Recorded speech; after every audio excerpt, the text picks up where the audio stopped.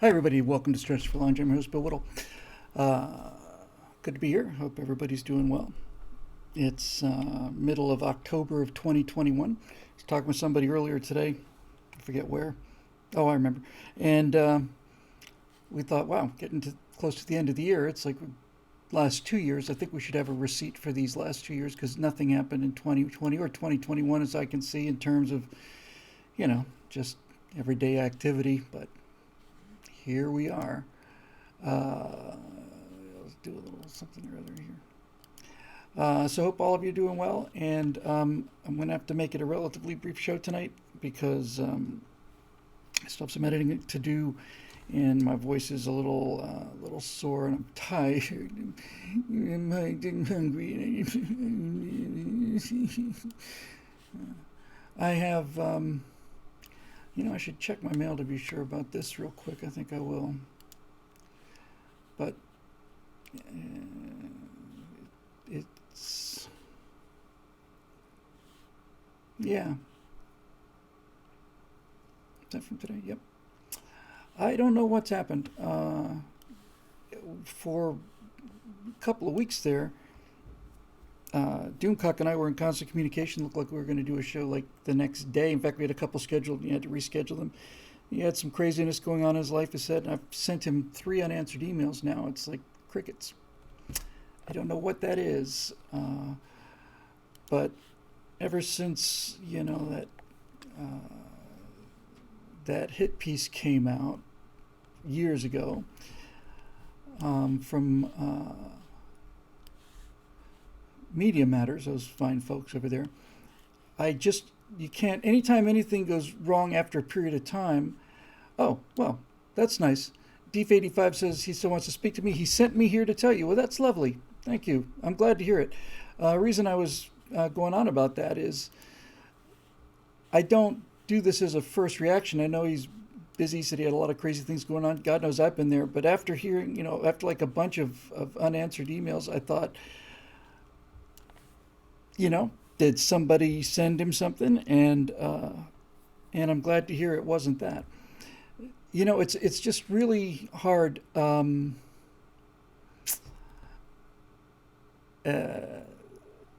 Just not knowing. I think it's just a psychological stress from that time. I used to just leap to that first. It'd be like the first thing I would go to if I haven't heard from anybody. And then I thought, just the universe doesn't rotate around you, Bill. But then, oh well. Geez, Deep, please pass on to him my deep it says life has been crazy for him. I just hadn't heard back from him, and since we're communicating this way, would you please pass on that I understand completely, and I mean completely, what is going on here. There are times when I just have to shut off the input. If you could just pass that on. That there are times when I have to shut off the input and I don't want to talk to anybody and I don't want to deal with anything, and so great. I put it out there because I had a feeling somebody might know something, and I was just afraid I'd hear somebody, oh yeah, well, I heard this or we heard that. Now that's wonderful news. I'm very excited about that. Anyway, there we go. That's great. And no hurry. It was just bothering me, not because I wasn't getting a response. It was bothering me because, this is what happens when people slander you or libel you. So not being able to answer an email because you're overloaded, because I think that's probably the word, is something I can relate to. So please pass that on. Oh, yeah, well, we could talk about that. Dennis says he's incensed about what DC is doing to Superman. Superman, is it Superboy? Is it his son, young Superman? I don't know. It's another reiteration of Superman. It's a lot more interesting Superman. He's a much better Superman, much more like Superman because he's gay. Yes, gay Superman. Now I saw a still of a frame from the cartoon of Superman kissing another guy. And I thought, man, what could be more Superman than that? And this is one of the things I wanted to talk with Doomcock about, and we will. And I might as well just kind of, just because we usually kick off before we get to questions, this is as good a place as any. This Superman fellow with the red cape. Do you know of this Superman? Yes. Is he a queer? Well, he looks like a queer, doesn't he? Yes, Superman the queer. So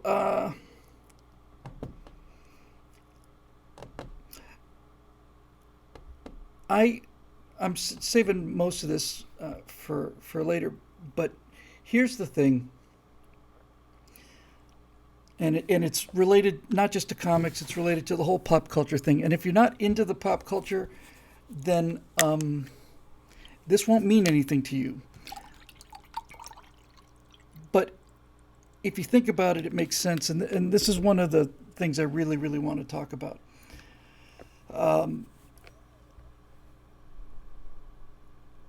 We have to do something about this idea of canon. Now, it is Superman's son. Yes, it's Superman's gay. It's not Clark Kent. It's a new.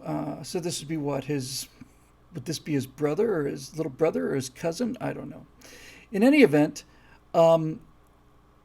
here's what I think we need to do. I'm just speaking as a pop culture fan now. And I'd really like to flesh this out with Nerdrotic and oh, it's his son. Okay. With Nerdrotic and with Doomcock and a bunch of other guys. So you have these cultural icons, these myths. These are mythic figures for us, and they have more important meanings than the kind of images you might find on like the Fruit Loop toucan. Right? These are more important than that. People put their lives into it. I watched a good bit, just pieces of it, not too long ago, a couple months ago, of the '79 Superman with Chris Reeve, and I couldn't believe how clean that movie is. Just how clean. That's the only word for it. There's no artifice, there's no negativity, there's no irony. He doesn't ironically stop bullets. He doesn't, just and so much of that movie works because of the just sheer charisma of Christopher Reeves and that smile and all of it. So for people who are comic book fans, and I'm not a big comic book guy, but I am a movie guy and I'm a TV guy. Up until, well, no one's dealt with this yet.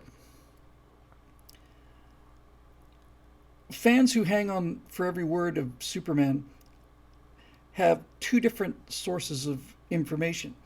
They have fan fiction, which is other people writing stories, or somebody does a drawing of Superman, or somebody says it'd be kind of cool if, and there's millions of people out there producing hundreds or thousands of these things. And then the other thing is canon, which, as you know from the biblical and religious aspects of it, essentially means official, right? Something that's canonical. Canonical Superman would be something that's appeared in a DC comic book. Canonical Star Wars wouldn't be somebody's homemade movie about Luke Skywalker. Canonical Star Wars would be something that came primarily from one of the movies or one of the novels or one of the things in the Star Wars extended universe or whatever the case may be. And the same thing's true for James Bond. It's true for all of these things. And I think it's time and past time and well past time that we basically just get over this idea.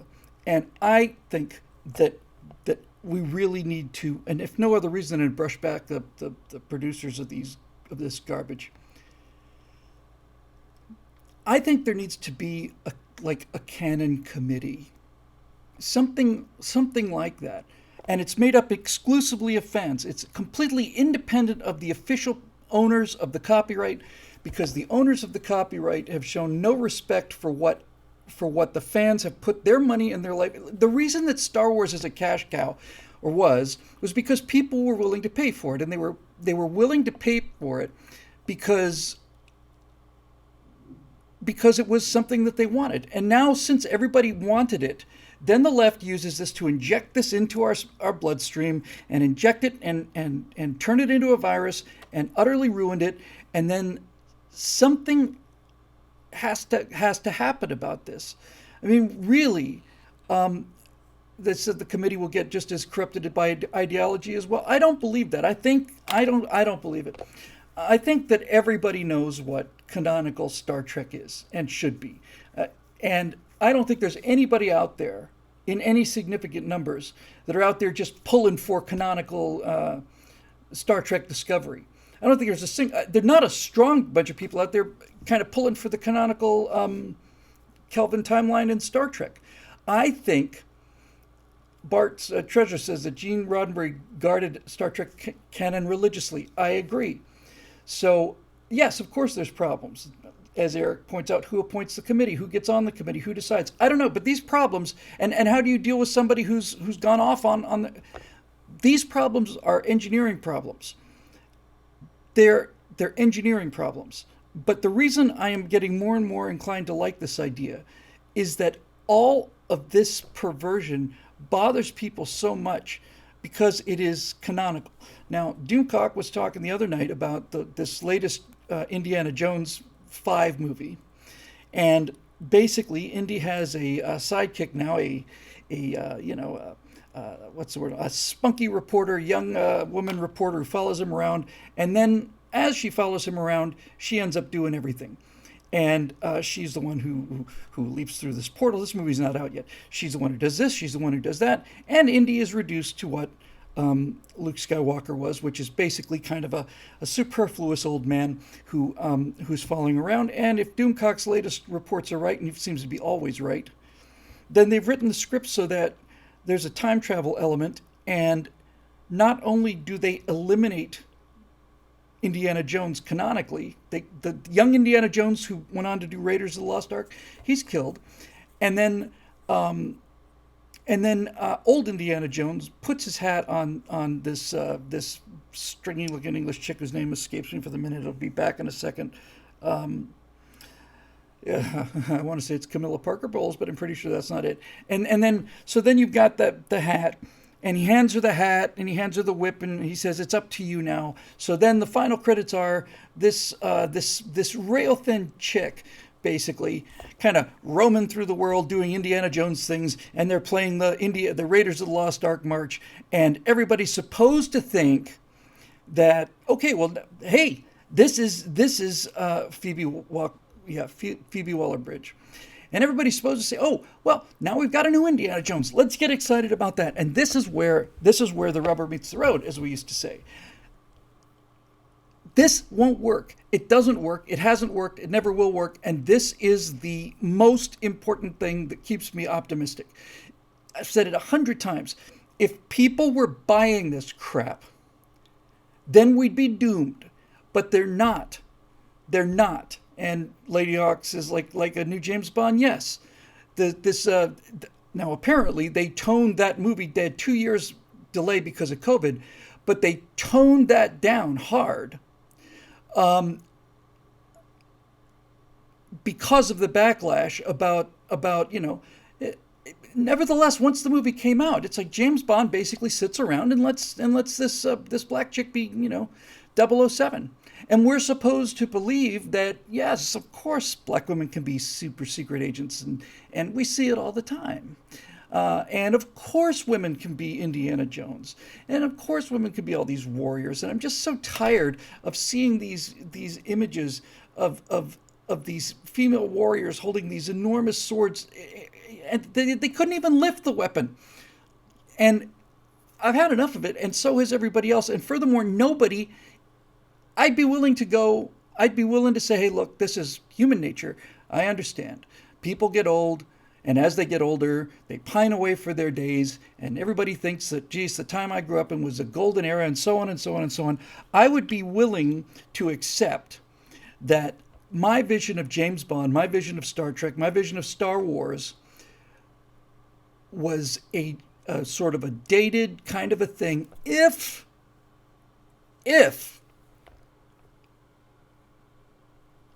people were buying the new stuff, but they're not. No one buys it. And it really is and the irony of these people talking about cultural appropriation is beyond my understanding. You're wearing your hair in cornrows? How dare you?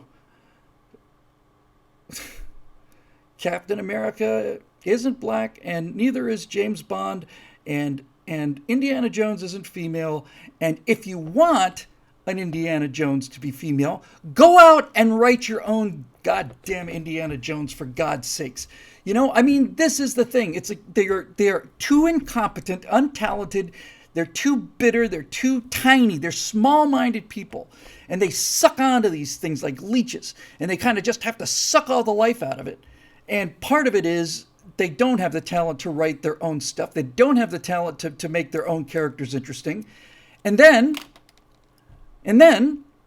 if it turns out that, well, all we did was destroy the franchise, well, then that's good. That's a net gain, right? That's one less thing for the cis white heterosexual, patriarchy to use to oppress people. And Alfonso Rachel brings this point up all the time, and I'm going to bring it up too.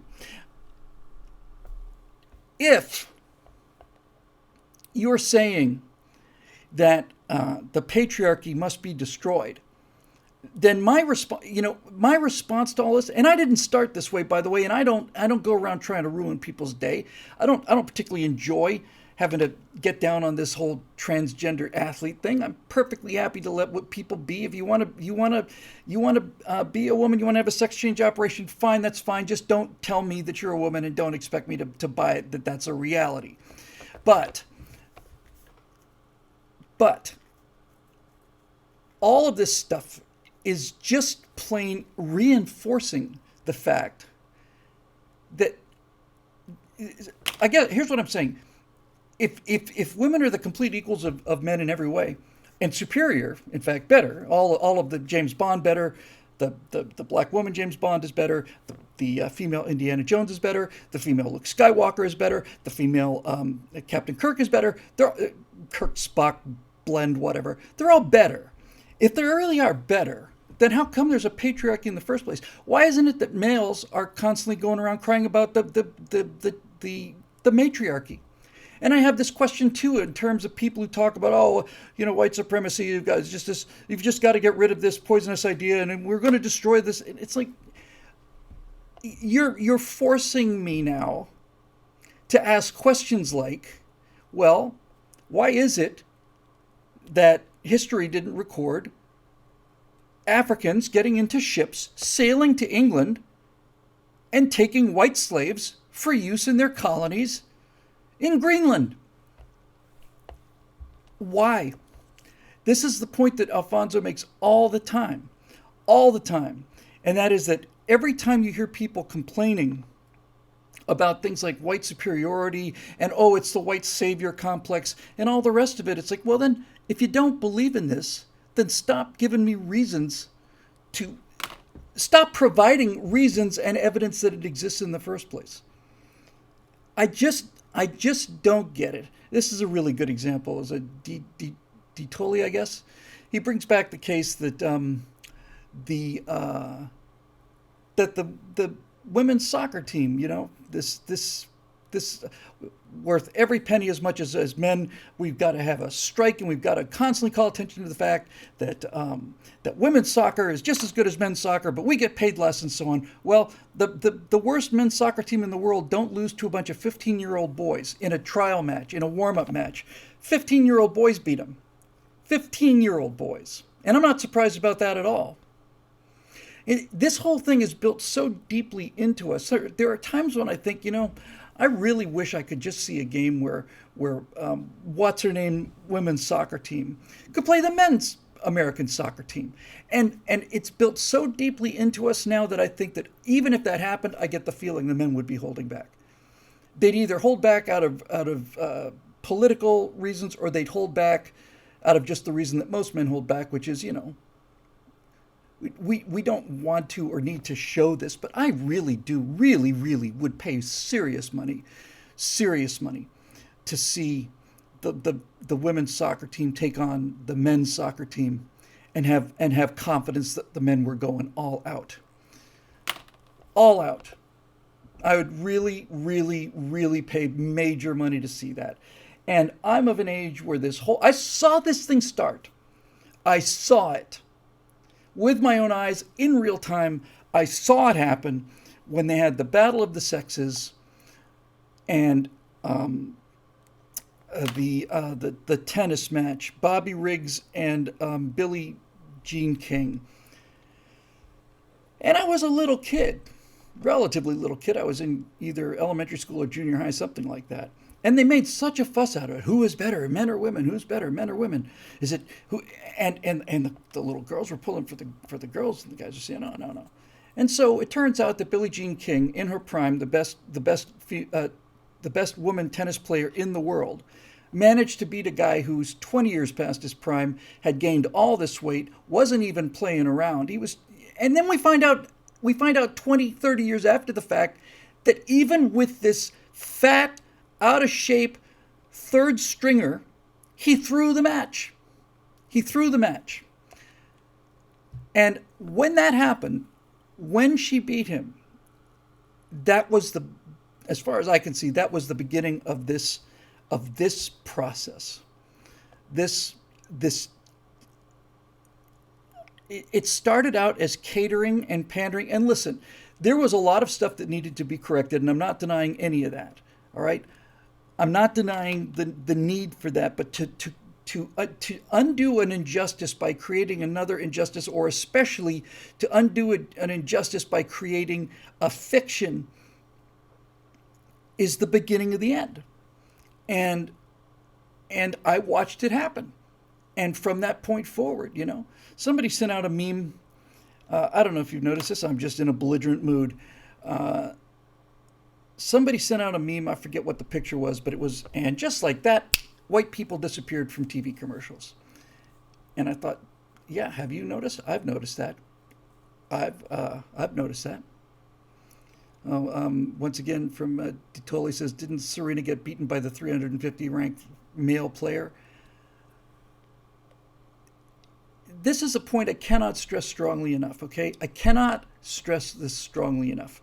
I'm not the kind of guy that wants to go around kicking in doors and waving this superiority in people's faces, but there comes a point where this attempt to utterly demasculinize and to eliminate men from the pop culture, eliminate white people from the pop culture, eliminate Christians from the pop culture, eliminate all of it, just to write it out by a bunch of angry, nasty, untalented, mean-spirited feminists and gamma males.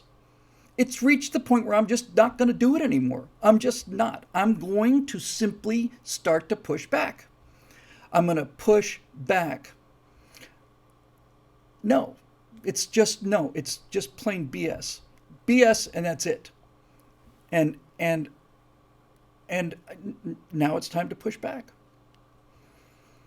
Whenever I run into these people, it's like there are just about every high school track team in the country has boys that run faster than the fastest woman who's ever run, than Flo Jo's Olympic run. Just about every high school. There are millions and millions and millions of boys who run faster. Boys. 14, 15-year-old boys run faster. And so they are creating this narrative that basically says that this white straight male is responsible for all the evil in the world, when in fact, if white straight males were as evil as they said, we wouldn't be hearing from these whiny crybabies at all. As if we were as evil as they say we are, we would have simply used our superior strength and our superior quickness and our superior ruthlessness, and all we simply would have them taken out. Just take them out. Either take them out and rough them up, or take them out and knock them off, one or the other. If we were as evil as they wanted us to believe, then that's what evil people would do. But we don't. We just keep taking it and taking it and taking it and taking it and taking it and taking it. And I'm tired of taking it. I'm not taking it anymore. Yeah. Hound dog. But what's the name of this? I've forgotten the name of it. It says a boy in a skirt can still rape a girl in the school bathroom. There is the story of the age, which, needless to say, is being suppressed. We were assured we were assured that this whole idea of trans males going into women's bathrooms in order to, at the very least, get a free glimpse and much more likely to intimidate or to, you know. Now we find out, yeah, Loudoun County. Now we find out that, yeah, they had a guy who said he's a girl, goes into the women's bathroom, rapes this woman, and when the father comes to complain about it, he's arrested. I don't know if you guys saw this thing from Australia. You know what? I think that's actually worth showing to you since we're on this thing. Let me see if I can find it real quick. There is it just happened a week ago. I'm just going to do a quick search. If I can't find it, I won't waste a lot of time on it.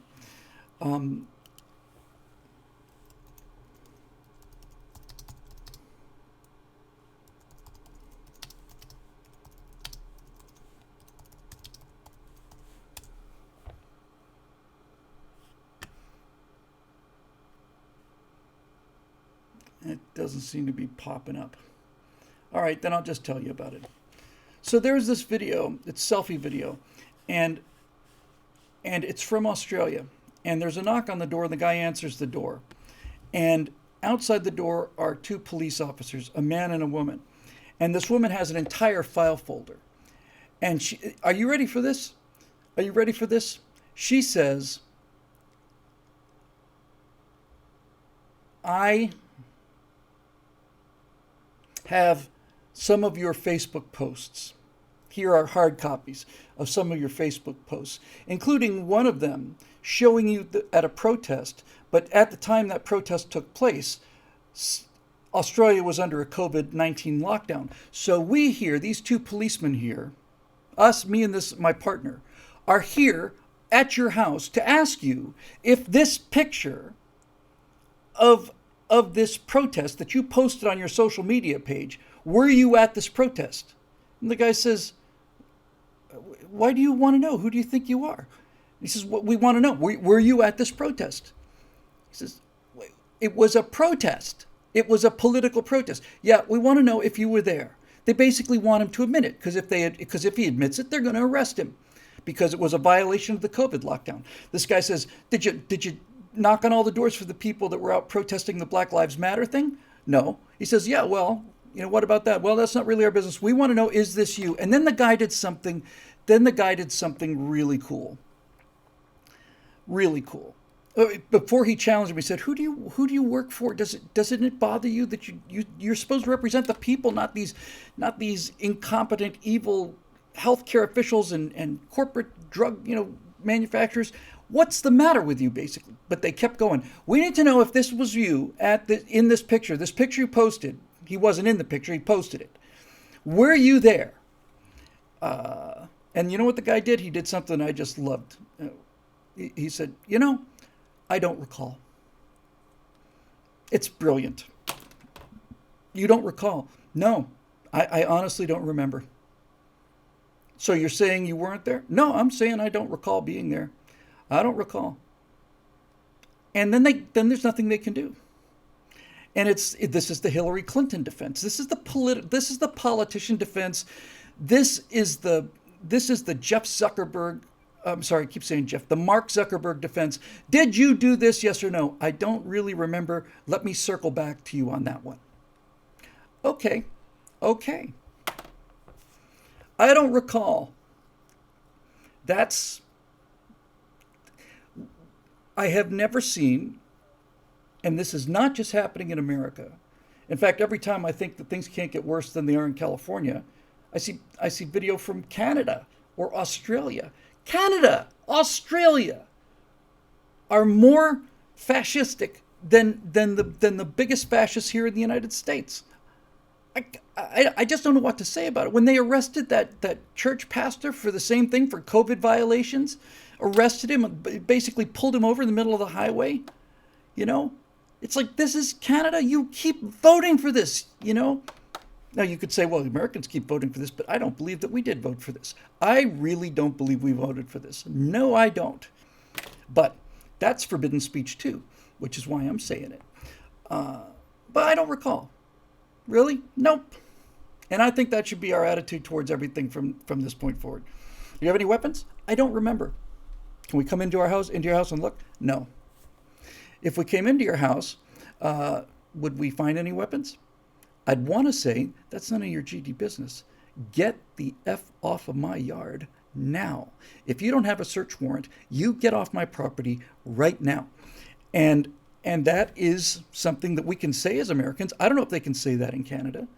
I genuinely do not know what the rules of police, what authority the police has to come into your house. I'm going to assume that as a Western country, there was a time when you had to have a warrant to enter somebody's house, but that's certainly true in the case of the United States. So so this is it.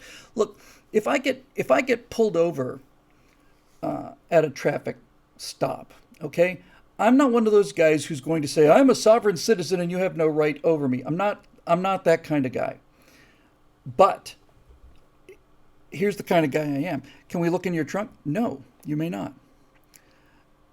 And then if I'm being hassled, then I'll say, officer, can you explain to me what the probable cause for you pulling me over is? And then I would go through that thing, and then I would go through this. And I've seen this question. This is very different than I'm a sovereign citizen. This is very simple. Officer, am I under arrest? You're not under arrest. You're being detained. Well, if I'm not under arrest, then I'm going to go now, because that's what arrest means. And so you have to make a decision, sir, whether you're going to arrest me or not, because if I'm not under arrest, then I'm going to leave. If I am under arrest, I will comply with your authority, no problem. But you can expect to see me in court if it turns out that you have no probable cause for pulling me over. That kind of thing is different than the other stuff. I'm not even saying the other stuff is wrong. I'm just saying it's just not effective. It's just kind of silly. I have yet to see a police officer who got through that particular challenge. Every time I've seen it 3 or 4 times on video, that specific challenge, the police have backed down every time. And that is, yes, am I under arrest, sir? Yes or no? No, you're being detained. Well, you have the legal power to arrest me with probable cause, and I'm not resisting arrest. But if you will not tell me whether I'm being arrested or not, and you tell me I'm being detained, then I decline to be detained further. I'm going to go about my business unless you tell me that I'm under arrest, in which case I will get out of the car and you can put the handcuffs on me. Which one is it? Because I will either drive away or I will respect your authority and you can arrest me. One of those two. And they don't know what to do with this. Now, Marusha Dark says GO WISELY is an acronym for Grounds, Object, Warrant, Identity, Supervisor, Entitlement to Leave, and Legal. You want to explain that? Oh, these are the questions that you have to, that you can kind of this is how you walk your way up through the pyramid of this. Yes, but see, this is the thing. See, this is why this is actually kind of interesting. Because when you ask a policeman, am I under arrest? And he says you're being detained, guidelines for protecting from police encounters. Grounds, object, warrant, identity, supervisor, entitlement to leave, legal. This is where I think I would go. And I think this is where most people would go. I'm not an expert at this, and there are experts in civil rights and policing, exceeding their power and so on. But if it was just me on the street, then I would simply say, am I under arrest? And they say you're being detained. I will say, well, sir, being detained there's no legal definition for being detained. There's a legal definition for arrest. And so if you're holding me for questioning, if you're detaining me for questioning, I decline to answer any more questions. And now I would like to leave. And if you are going to prevent me from leaving, it's because I'm under arrest. But if I'm being detained for questions, I decline to answer any more questions. I am not going to answer any more questions, and I will go about my business unless I'm under arrest. And I've never seen them. And Marusha points this out too. And if you get just pulled over for no reason, it's like, well, sir, with all respect, and I genuinely mean that with all respect, it's a tough job. What is the probable cause for pulling me over and holding me? I have constitutional right to go about my business, and I respect the fact that law enforcement has a right to either arrest me or ask me questions based on probable cause. And so what is the probable cause?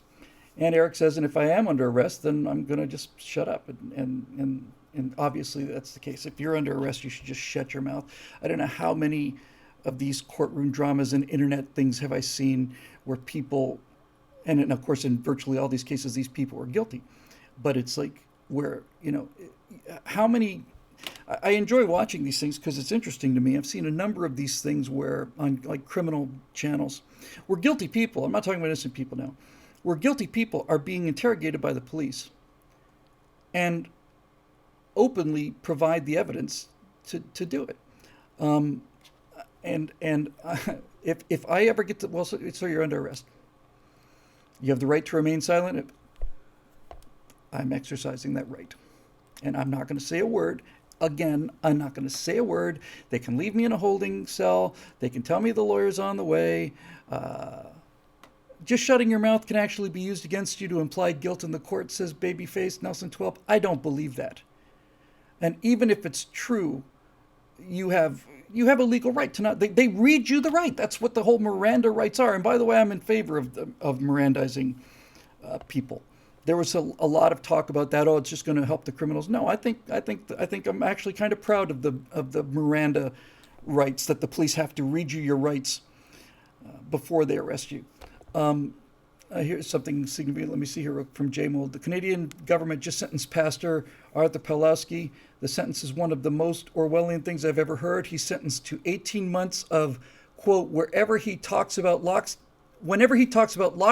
the pandemic, or vaccines, in tweets and speeches or media interviews, he must immediately repudiate himself and give the official government view condemning himself. That's not a magazine opinion. That is a court ruling.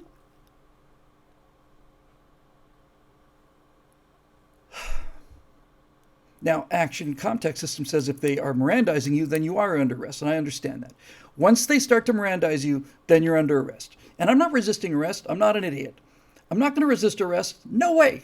I'm not going to resist arrest. I'm not going to. If the guy says you are under arrest, at that point, the entire conversation changes, and I become extremely compliant and extremely quiet.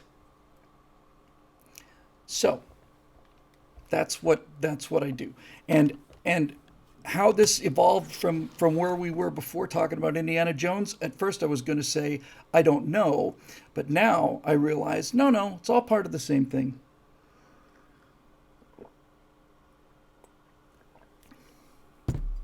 It's all part of the same thing.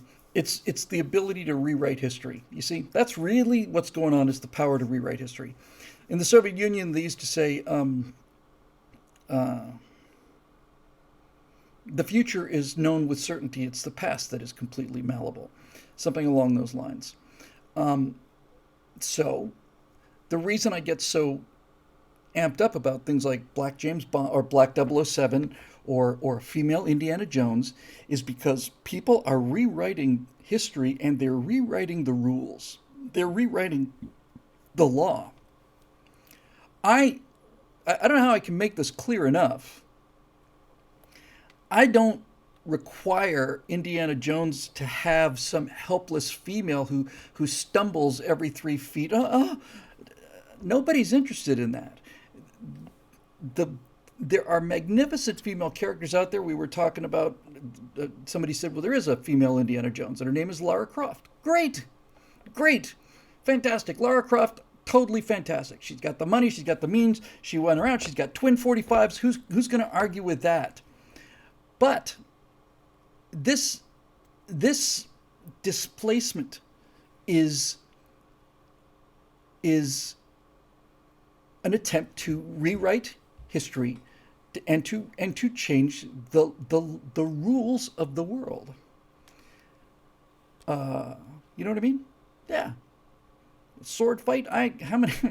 God, How many times have I seen it? I complained about this with the Vikings thing a year ago or whatever it was. How many times have I seen this? You've got a male warrior that weighs 260 pounds, and you've got a female warrior that weighs 120 pounds, and she. Back up.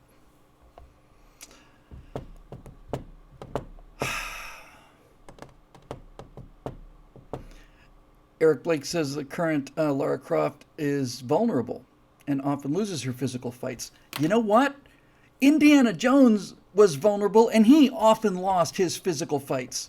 That's why we loved him, right? If Indiana Jones had gone from forget all the other movies, because the other movies, the first two sequels were not bad, especially Last Crusade.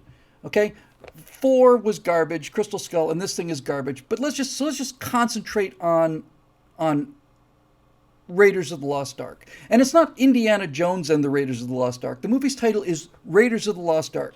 If you go looking for it now, you'll find Indiana Jones and the Raiders of the Lost Ark, and that's another way to rewrite the history to increase the franchise. And this, all fine.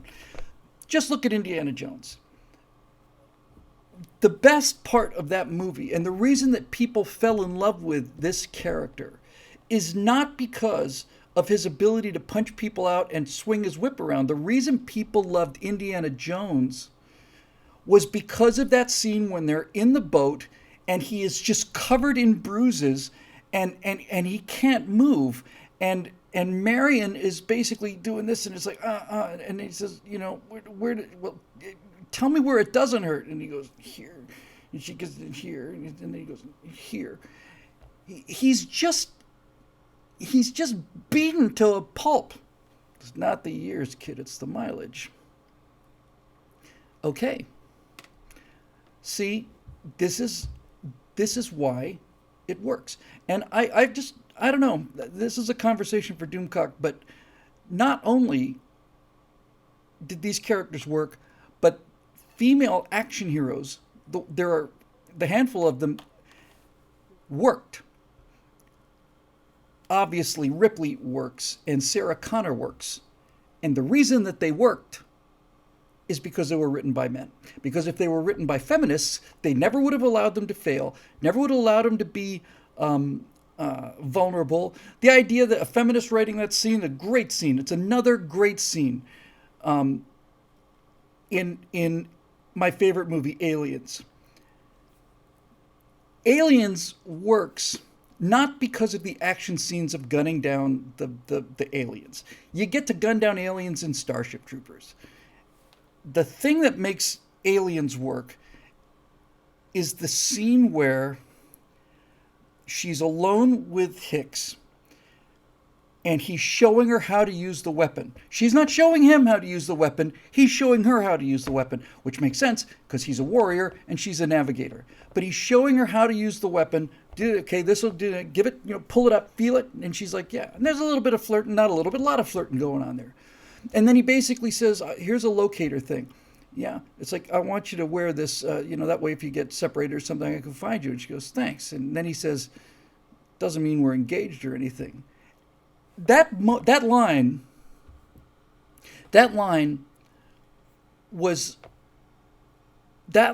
made that movie work. That I cared about those two characters because of that line and because of that moment. He is concerned for her. He's taking care of her, but he's not insulting her. In fact, he's going out of his way to not insult her. He's going out of his way to say, oh, you're a poor, weak little thing. You couldn't possibly handle this weapon. He's not saying that at all. He's saying, I'd like you to wear this, and in case you think that I'm giving you this because I sense your weakness, I'm not. Just wear it, would you? Doesn't mean we're engaged or anything. That's why it works. A lot of people here in the comment section stream have been commenting on Paxton's character in that. Hudson from Aliens is one of my favorite characters of all time. He's certainly in the top three. He may be my most favorite character ever. Because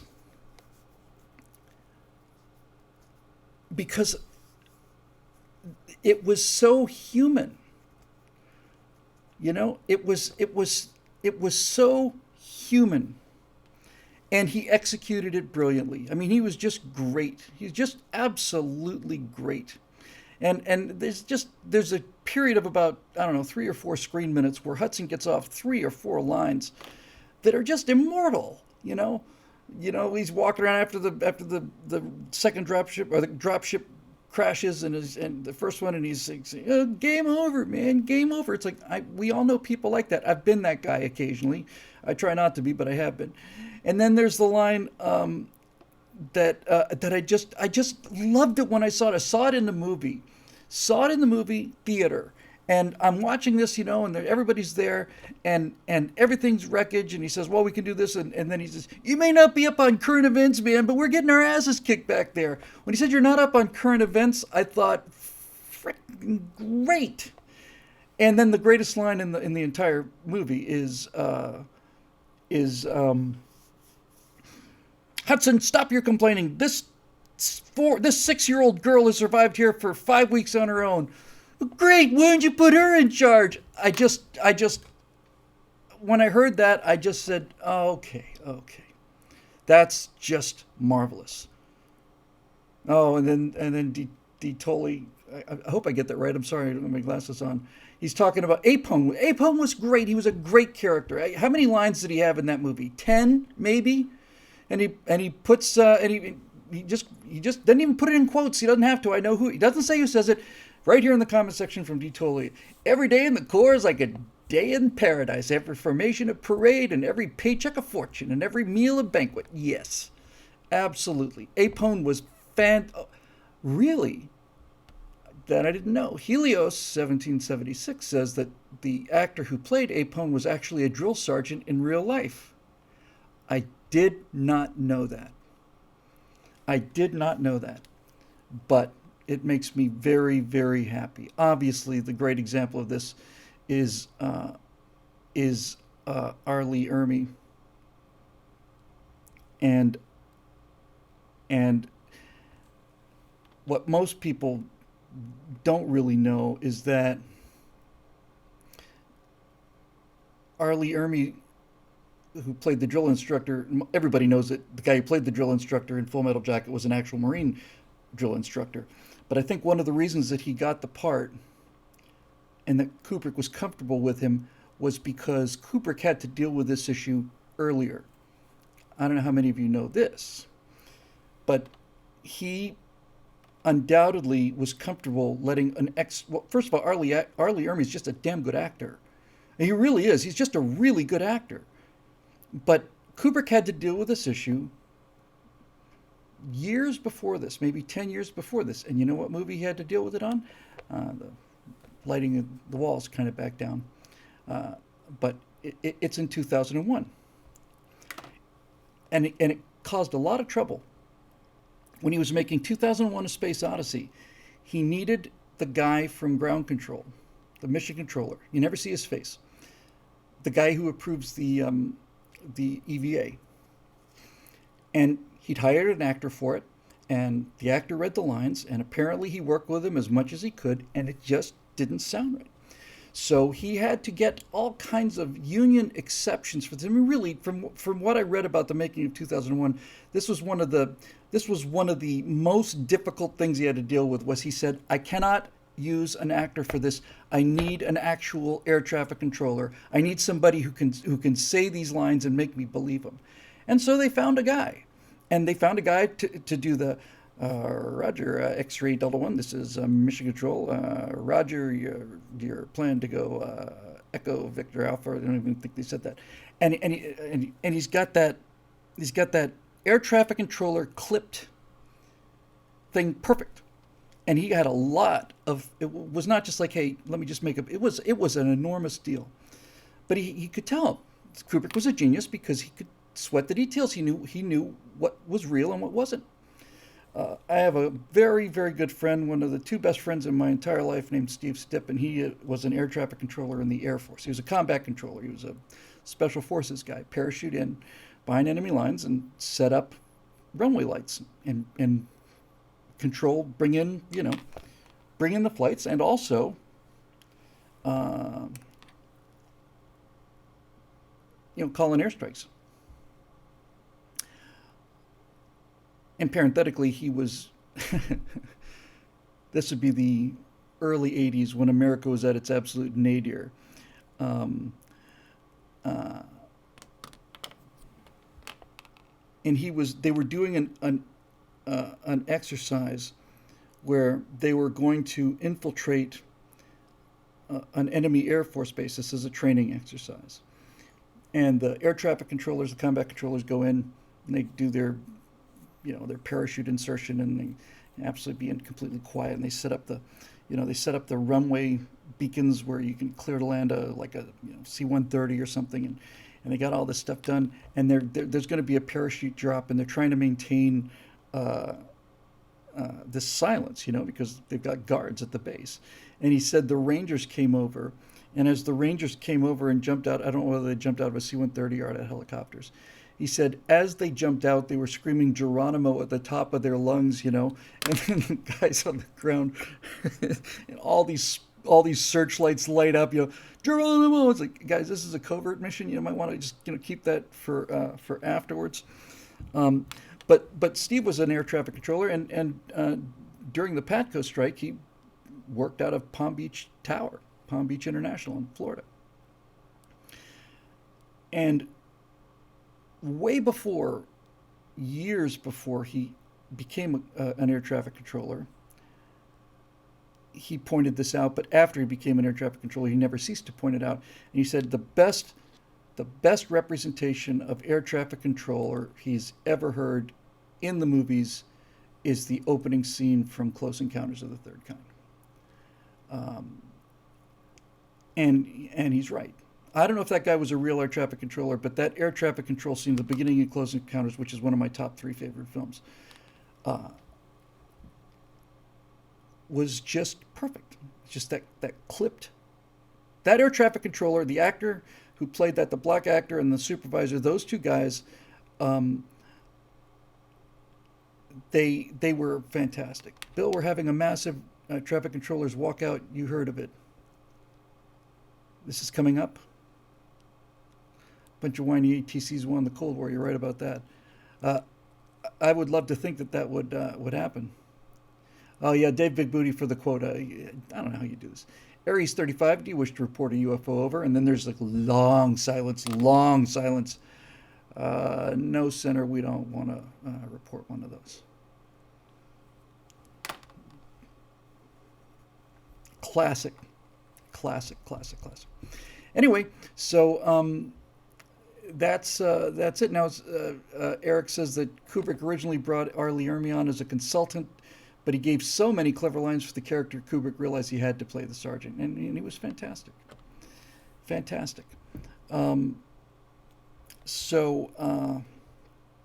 Anyway, I love talking about these things. It's just nice to not have to think of something new to say about COVID or the government. And I am relatively close friends with, I wouldn't say close friends. I am close acquaintances with Animal Mother himself. As a matter of fact, I was sitting next to Adam Baldwin on a couch watching the 2020 election came in. And I remember he said to me, this is after they called Florida, he said, maybe we should switch over to MSNBC now so we can watch them crying. And I said, let's just wait a little while. And 4 minutes after that, they called Arizona for Biden with 2% of the vote in or something like that. Yeah, Jane. Adam frickin' Baldwin. Major conservative, very serious Christian, a big guy, huge guy, and exactly what you think. Just exactly the way he is. And so is Gary Sinise, and so is Kevin Sorbo, and so is Mike Rowe. Got a chance to know all of them. So is Johnny Voight. John Voight's one of the nicest men I ever met. So anyway, yeah, all of these people are underemployed. Whoa. Gator Duranch says Bill Clinton is in ICU in California. That's interesting. Chris Pratt is a real guy. And yeah, Kevin Sorbo. I've been to his house several times, and last time I was there was 2-3 years ago. And he said, "Yeah, we're leaving. We're going to Florida." Okay, I don't blame you. Yes, and for those of you wondering, as Dave Big Booty points out, Adam Baldwin is not related to the other Baldwins. If Adam Baldwin and Alec Baldwin got in the same room, there'd be a matter-antimatter explosion. He's a great guy, and I mean to hire all of them, and others as well.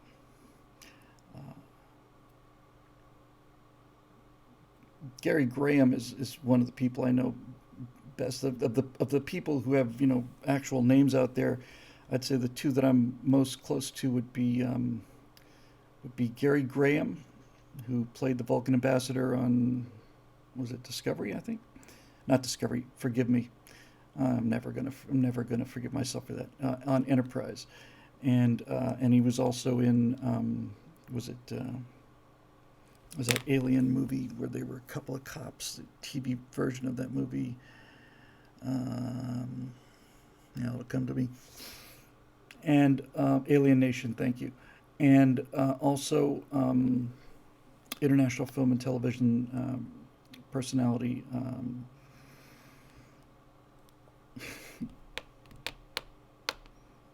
He's just such a great guy. Just happy memories there for a second. Nick Searcy is just he's just one of the most naturally funny guys I ever met, and he's a terrific guy. So anyway, yeah, I may or may not have been going to certain meetings several years ago, pushing over 10 years ago now, well over 10 years ago now. And I remember, since I was running a lot of those meetings, people would come in and just couldn't believe it. I mean, here's somebody I've really worshipped my entire life, and somebody introduces me to this guy, and he says, "Yeah, this was the guy who was the voice of Brain on Pinky on the Brain, and he was the voice of Kif in Futurama and Morgo." I used to know all these things, and all of this information is just leaking out of my head.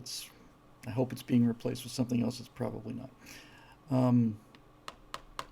Anyway, one thing I found is that the conservatives that I've met who are famous are genuinely nice people. And I have not met a lot of the progressives, but they have a reputation for not being genuinely nice people. I've heard that Bill Maher, essentially, if he's got a live speaking event, he parachutes in and he helicopters out. It's like he goes on, and the second he's done, he's out of there and out the door. Talking to the little people, no thank you. So anyway, so I've got Maurice LaMarche. Yes, that's right, my friend Maurice LaMarche, who is a great guy, and he's the voice of Acura. I think it was forever. It was, I think, forever. I haven't met Kurt Russell. I have met James Woods, although after this thing was kind of wound down,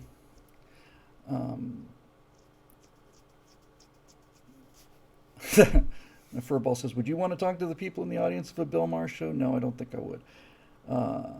Tom Selleck I've met, and I actually got a momentary eyebrow raise from Tom Selleck, and that's something that'll wither you. It was a relatively small meeting, and Tom Selleck was there, and everybody's going around the room and talking. I said, I do this, and Tom, great to see you here. I should just feel like I should tell you in advance that I'm a big advocate of gun control, and he just, you could just see him like, you know, it's like, oh, we're gonna get another ambush, and I said, yeah. I think if you can't put 6 rounds in an area this size from 20 feet, you really need to go back and practice. And he just burst out laughing. Kelsey Grammer, I've met. Kelsey's a very private guy and extremely sweet man, just exactly what you'd expect him to be. Just all of them are exactly what you would expect him to be. But I can remember working in as a TV editor and having friends on a different show. No, it was a TV thing where um, Jennifer Lopez was coming in for an interview, and at the TV station. This is a TV station, and she had a memo passed out basically saying no one is to look at her, no one is to start a conversation with her. That part was like, and if you see her in the hallway, please just look to the side, don't make eye contact with her, and so on. And I thought, who do you think you are? I mean, who do you think you are? Even in a case where you might be mobbed by fans, I can understand the need to get away from that. I really can, believe me. But even then, it's like you're in a TV studio with professionals. What do you think they're gonna do? Do you think they're gonna hand you scripts? And I never did meet Tim Allen. I'm sure he's a great guy. But anyway, all of that, and man, I miss Norm. I honestly, in my free time, I think I've watched nothing but Norm Macdonald again and again and again and again and again and again and again. I just, God, I miss him so much. And if you watch a lot of Norm, you can see things that you didn't see at the time. Little hints, that that there was something wrong. And I look at these clips of him, and the thing about him is he's just so I mean, he's so sharp, but he's so innocent. When he's telling a joke or he's on the Letterman show or something, he's got this kind of expectant smile. Scott Ott pointed this out. He's like a kid watching like the fuse on a firework burning down. It's like any second now it's going to be really great. I miss him so much. And he gained so much weight, and Shelby AC points this out. He said, "Looked so puffy, his face got so fat." And I thought, "Wow, Norm, you really need to back it down." At the time, and then when I heard that he died, which came out of the blue, I thought, "Oh, that's why he looked so bad." I saw a video taken of him. If it wasn't the last video of him, it was one of them, and it was one of these. What is it? Is it called local.com? Where you can pay money to have somebody talk to you privately, and it was a video of Norm talking to somebody, and instead of giving him 2 minutes, locals.com, instead of giving him 2 minutes, he talked to this guy for, I don't know, 15 minutes, and really personally too. And he had a beard, and he was getting really gaunt. He had that terminal cancer look, and I hate to put it so plainly, but he did. Dark rings under his eyes, and he just was funny. He's just trying to be funny, and he was funny. I miss him so much. It took me a long time to appreciate him. It really did. I really didn't like him when I first saw him, and I really miss him. There's something about that guy, and I guess it's just his delight in having fun. I saw, I don't know if you've ever seen it. It's really remarkable if you think about it. Really remarkable. He did a session with Letterman on the day he was fired from Saturday Night Live. he got the news that day, and then he did Letterman that night. And and Letterman is just like, uh, what's the name of that executive? Was it Don Everly? Somebody. But he's talking about how he got fired that day. And Letterman is just constantly trying to, um, you know, pat him on the back and tell him it's going to be okay and stuff. And Norm's just fearless.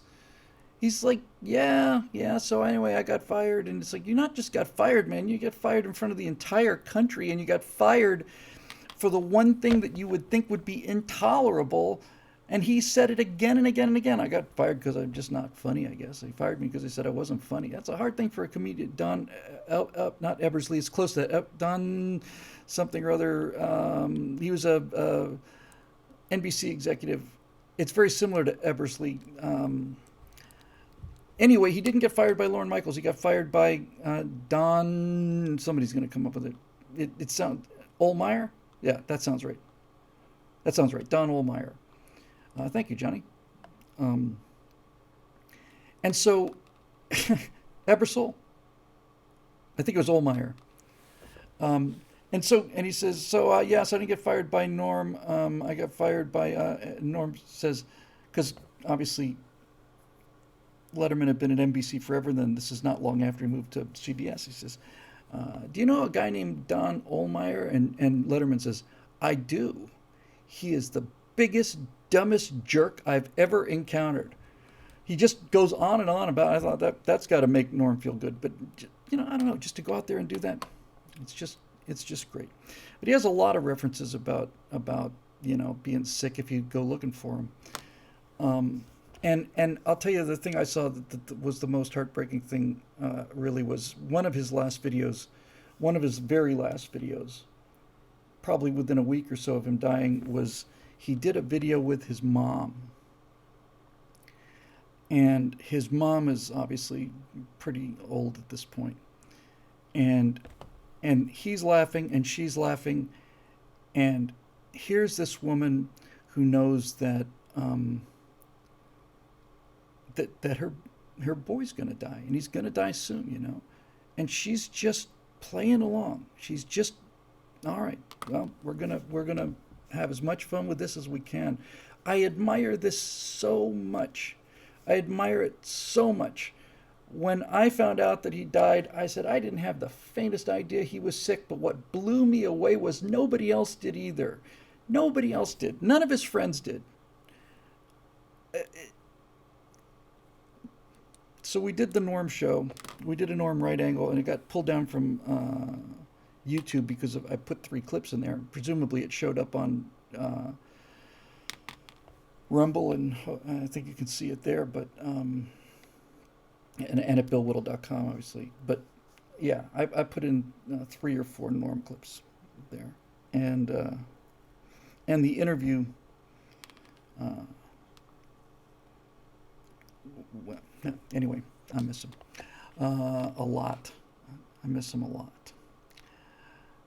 But when nobody else knew he was sick either, I thought, wow.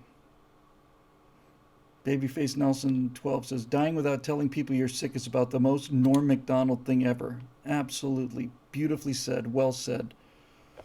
He was a really funny guy and a smart guy and kind of a tough guy, but he was so humble, and every time he would talk about things, I can't believe you sent a car for this old chunk of coal. And anyway, shouldn't that be covered under fair use? Yes, Dave, a lot of things that we do should be covered under various rights and laws and rules that do not apply to Facebook or YouTube rather, because of reasons. When I think about the people that are in charge of all this and foisting this on us, it makes me just want to say,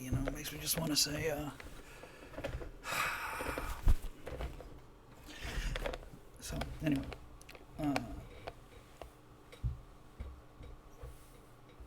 Yeah. All right, let's do some questions. We'll start with the BillWhittle.com stuff because those are the people that are paying me. So let's see what we got from Justin Whitsett, and I'll get to Facebook. Let's see how many we got long ones here, but hopefully we can knock them down. But we'll do these first, and then we'll see where we are after that. So from Justin Whitsitt, new member. Hey, thank you, Justin. Welcome. Thank you. It says he joined 5 years ago, so I don't know how new that is, but we'll take it. Thank you. Hello, Bill. Not really a question. I'll try to keep it brief. Thank you. First of all, thank you for getting my question last week. It was the one that had lost faith in the police and the military, have grown to be anti-government 100%. I felt, though, that listening to your reply in the Happy Warrior video this week, that maybe you, Scott, Steve, and Zoe, and everyone working behind the scenes may need a little pep talk or a attaboys to lift your spirits. After all, it seems you spend every day reading bad news and sharing it with us. Every Thursday night you're here listening to us moan and complain about something. Let me just stop right there. Thank you for that. That means the world to me, and it means the world to all of us. I've said before, the one thing that I can take anything except for friendly fire. You know, when I get an email, it doesn't happen very often, but it happens occasionally. I'm canceling my membership. I've been following you for 12 years. I watched every show you ever did, and then you had said something that I disagree with, so I've canceled my membership. That kind of thing. When I hear that, I just makes me want to I'm done. But it's undone. The antidote to that is comments like this. It means the world to all of us, because it is tough, and I have to. Not only do I have to explain it to my wife, who's in Russia. My wife left me. She's gone back to Russia. Tick, tick, tick, tick, tick. But she'll be back on the 27th. And the second she left, I thought, hey, man, that's fantastic. Not that she's gone, but think about all the work you're going to get done, because you'll just have nothing to do. But the second she left, I turned into a pie, some inert thing that just sits there. I just sit there. When she's not here, I thought I'd be, oh no, I'll get so much done. No, you won't get anything done. You'll just turn into a brick of some kind, some inert object. Put down the bottle cap. There must be something about this mic, because Scott says this all the time. Don't play with the bottle cap. Is it? I think it's because this mic is actually more designed to.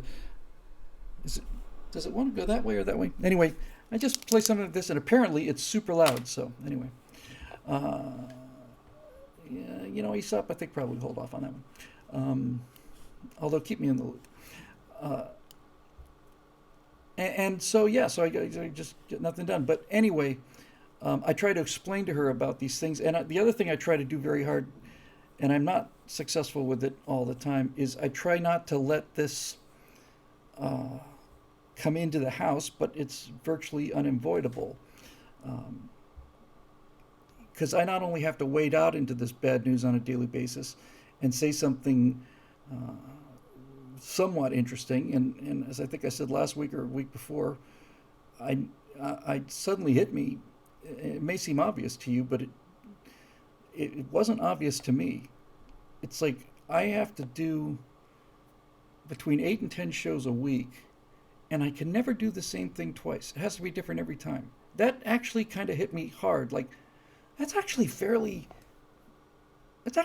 impressive, you know? You don't get to come out and read the same thing. You don't get to come out with the same opinion. You got to, 10 times a week, you got to have something somewhat different to say. Yes, you repeat a lot of things. And I'm always aware of that, and I always preface it, well, as I've said before, and it bothers me when I have to say the same thing again and tell the same story again. But then I realize it's like, no, 10 times a week, you gotta think of something new to say about something that you've been talking about 200 times in the last year. So I just wanted to say, first of all, throw all that in there to say thank you very much for that, Justin. So I appreciate that. So let's get on with what he has to say here. So I want to let you know, Bill, that even though everything in my question last week is true, I'm not depressed, defeated, down, or ready to quit. Quite the opposite. I have a happy wife. I live with my beautiful, loyal wife that cooks the most delicious meals every day. I'm liking this better and better. I watch my 4 children grow up and do my best to guide them to adulthood. I have my faith and hope in Jesus, which no man can take from me. I have a loving family all around me, the companionship of a good, loyal dog, and an ever-growing and flourishing philosophy that many brilliant people, including yourself, helped me to grow and prune and turn into something that has helped guide me to this happiness in my life. That may be the best paragraph that I have ever received. I've received very, very kind words and from some people who I really admired, like Rush Limbaugh and Glenn Beck and all the rest of it. But that may be the most perfect paragraph I've ever read. That is absolutely, absolutely. You know what that is, Justin? That is the end of this BS.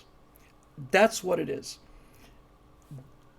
If everybody could get to that place, we would not have any problems at all. And in the live comments section, you're seeing amen. That's what we'd all say. Hope we could all say that someday. That man is a steely-eyed patriot. All of that, it's true.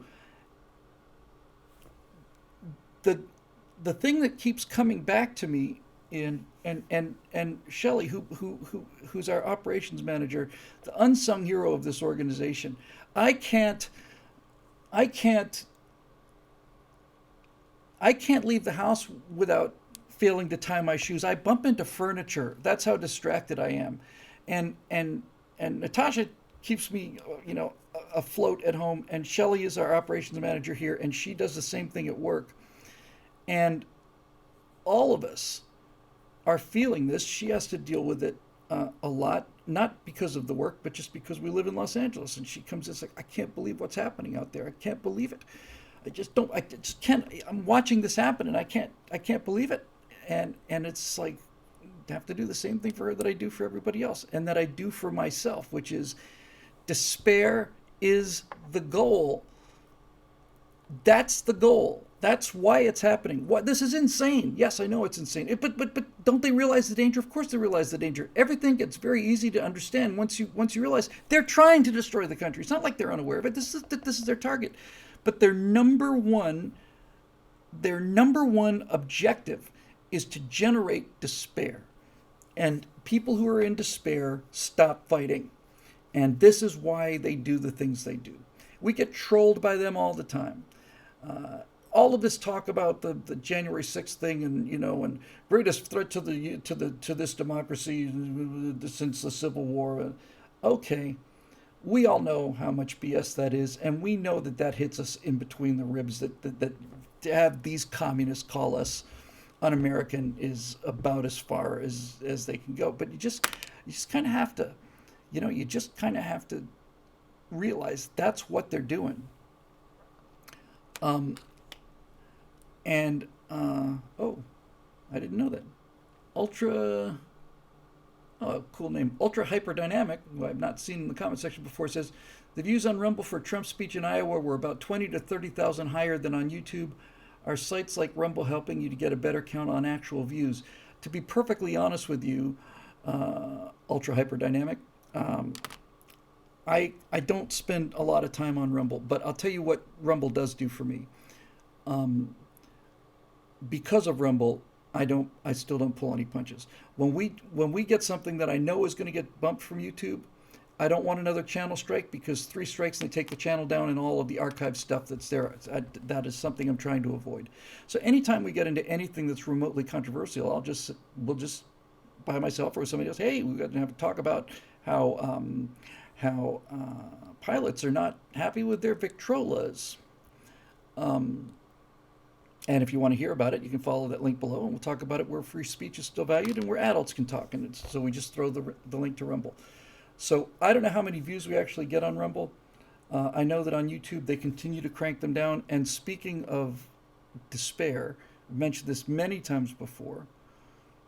I'd love to tell you that it doesn't bother me, but it bothers the living daylights out of me. I was reviewing them a couple of nights ago. I don't obsess over this. I hardly ever look, to be perfectly honest with you, but every now and then I do. And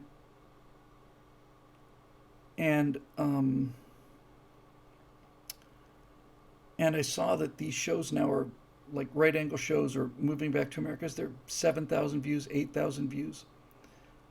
And that really guts me. And it continues to, every time we manage to get that audience up, even into the 15, 20,000 view, they adjust the algorithm, because there's no other explanation for it. And it happens overnight. 12, 13, 14,000, 1,500, weeks and weeks and weeks. Then the next day, 6,000 views. I sometimes comfort myself by saying this is what they're showing in terms of the number of views. That doesn't mean that's what they are. All of the members, as Mr. DiToli points out again, or Miss or whatever, says I watch him on Bill Whittle's site now, though. That's the place to watch him on BillWhittle.com. What happens is we link him to Rumble. We still post him on Facebook because that's where 189,000 subscribers are. And what? 1%, 2%, I think is the number that PragerU came up with when they tried to sue YouTube. That of the people that pushed the button that said notify me when something new comes out, that notification went out to 2% of the total number of people. So anyway, so there's that. What a great sentence. And he goes on, I'm content to live my days with my wife, watching my children grow, tending my garden, and watching time continue to roll on. The same way it did before I breathed the air on this spinning rock, and the same way it will continue after I breathe my last. I can't save the world, and I'm not sure anybody would want me to, even if I could. The wisdom here is unreal.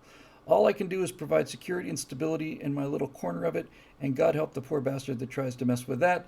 So, Bill, in closing, this mess, it's not a mess, it's gorgeous.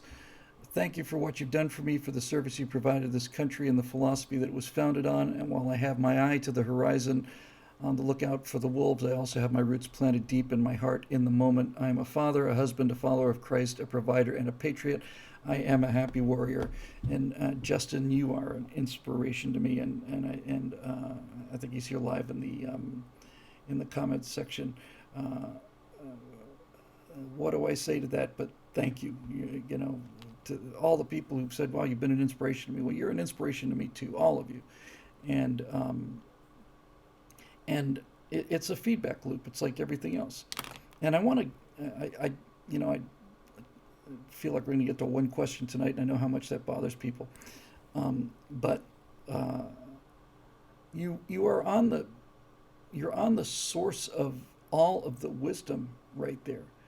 You don't have to change the world. If you make your corner of the world work, then that changes the world. And we're in this trouble because of the neglecting of our own little gardens, you know.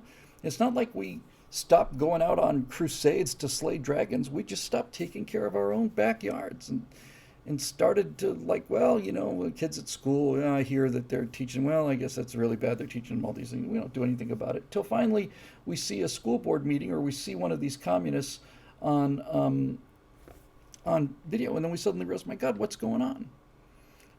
I feel things waking up.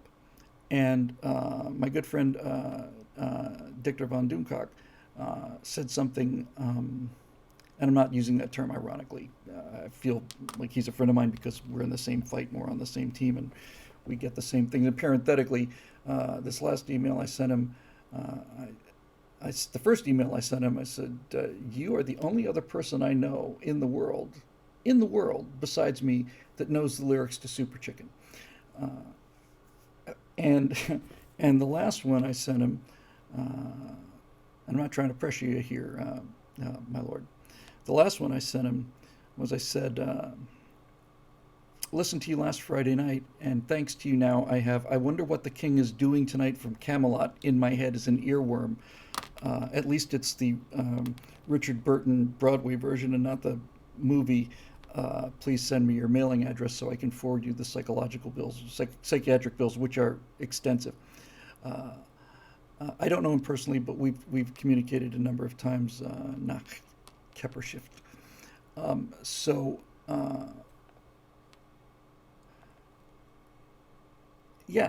you know, he's singing show tunes from Camelot, and I know those show tunes, and I know them because Camelot was the walk-in music for Long Journey of the Young God, which was about Apollo, the Apollo program, which Marusha found on the internet during the Phil Trick show, and crazy.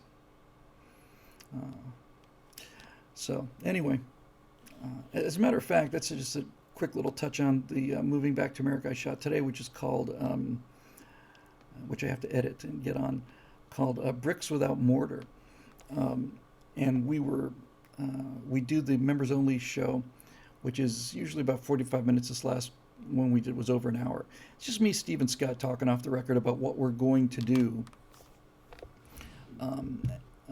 that particular week, and it's completely open-ended and loose, and we just go off on every tangent we possibly can. It's a fun show, and a few hundred people like it.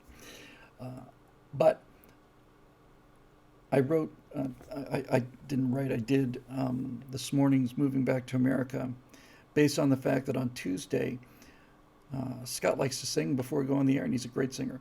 And on Tuesday, Scott was just quietly humming this little tune, and I remembered the lyrics, and I recognized the lyrics. He was just humming it off camera, as I recall. And I said, "Hey Scott, is that from Welcome Back, Kotter? That's the Welcome Back, Kotter theme, isn't it?" "Yeah, it is." And Steve talks about Welcome Back, Kotter, and Scott talks, and we end up talking about Welcome Back, Kotter, and all this stuff for 15 minutes. And it made me realize that we no longer have that shared cultural heritage, that the invention of the internet, among the many other things it does that are destructive, is it takes away our common experience. We don't listen to the same shows anymore as everybody else, and we don't listen to them at the same time either. And television, network television, during my lifetime, was the sync track to the culture. We all watched the same things all the time because there were only three choices, and two of those usually stunk, and often three of them stunk, and the best bad choice would be something like Welcome Back, Kotter. I cannot ever remember thinking, "Oh gosh, Welcome Back, Kotter's on," but I watched Welcome Back, Kotter all the time. And so I kind of developed that theme and ran with it and talked about Gilligan's Island. Now we all know, the theme from Gilligan's Island, and referenced a book that Steve had pointed out. I haven't read it yet. But there's a book called Gilligan Unbound. Paul Cantor, maybe? And he points out that Gilligan's Island is a small microcosm of America, and that it was intended that way. It was written to be that, where the rich people and the intellectuals and the movie star glamour person, and then the girl next door, and all these people are working together. But the point, I didn't read the book, but I read the review of the book by intellectuals who said it was disgracefully reductionist, which means it's true. He said that, and I hadn't really thought about this. He said one of the things that happens in Gilligan's Island is these Westerners arrive on this island and they impose their will upon the island. They don't go native like they did in Castaway. They don't live in a cave. They built a little American town with huts, and you got telephones made out of coconuts. And in the last season, I think they had that god-awful car or something that looked like the Flintstones mobile, but they basically just went into this, built a little America. I remember the talent contest episode. They had a stage, they had tiki torches, all that stuff. I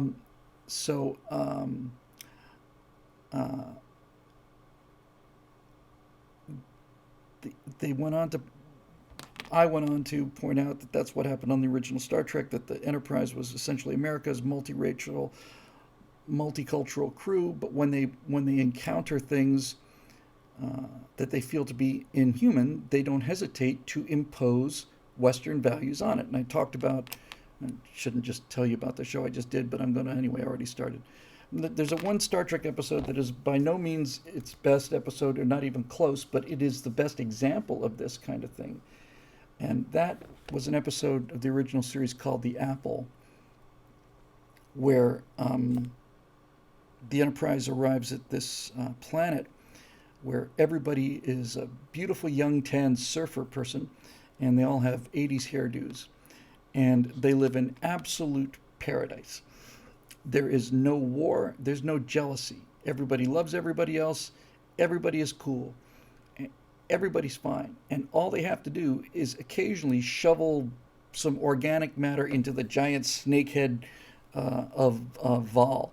Vol is the ruler of the planet. Vol controls the weather. Vol makes sure that you know that they don't ever suffer. The weather's always perfect. Temperature's always perfect. The food is always on the trees. There's no sickness. Nothing. It's paradise.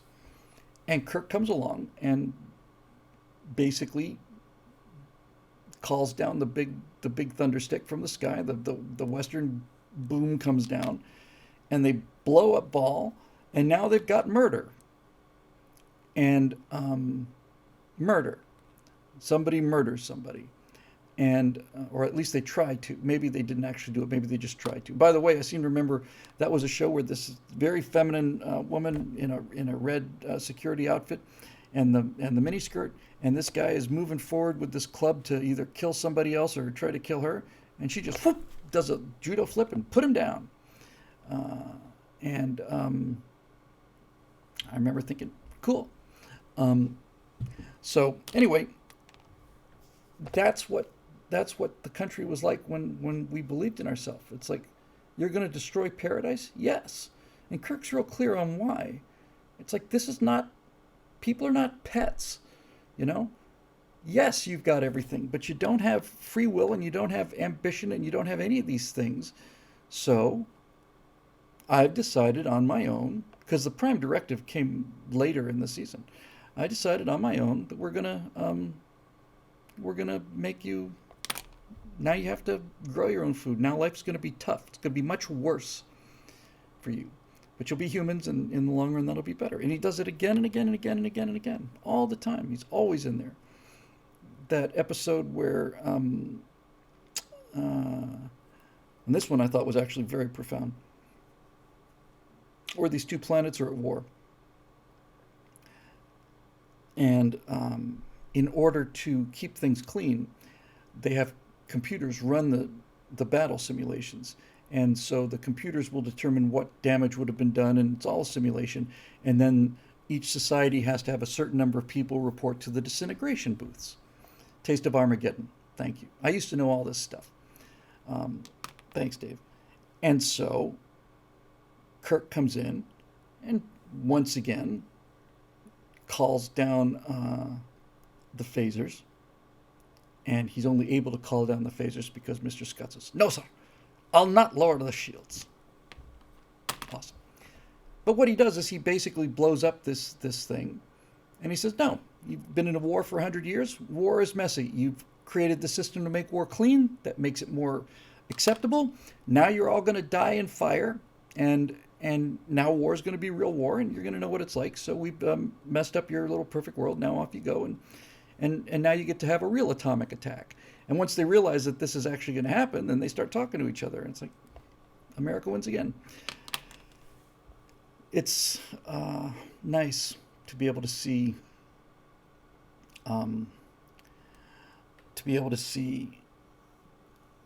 what this society looks like when it's confident. And I almost put that in the past tense, but I'm not going to. I know what that looks like. And this is it, right? Scotty versus the Romulan commander. His best moment was Enterprise takes no orders except those from Captain Kirk. That was a great moment. Scotty refusing to lower the shields to the diplomat. By the way, the diplomat, the State Department guy says, "You will lower the shields. This is a breach of, makes us look awful. Of course we can trust them. They've given us their word." Well, the second the Enterprise would have lowered its shields, they were going to blow Enterprise out of the sky. And Scotty says, "Nope, I don't think so. Nope, I think not. You're going to get, wait till you find out.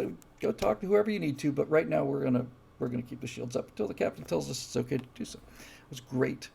And that even as a young boy, a 6-year-old, 7-year-old kid, you watch that episode, and it's written in order to teach you something. And what it teaches you is, don't trust the diplomats when it comes to security.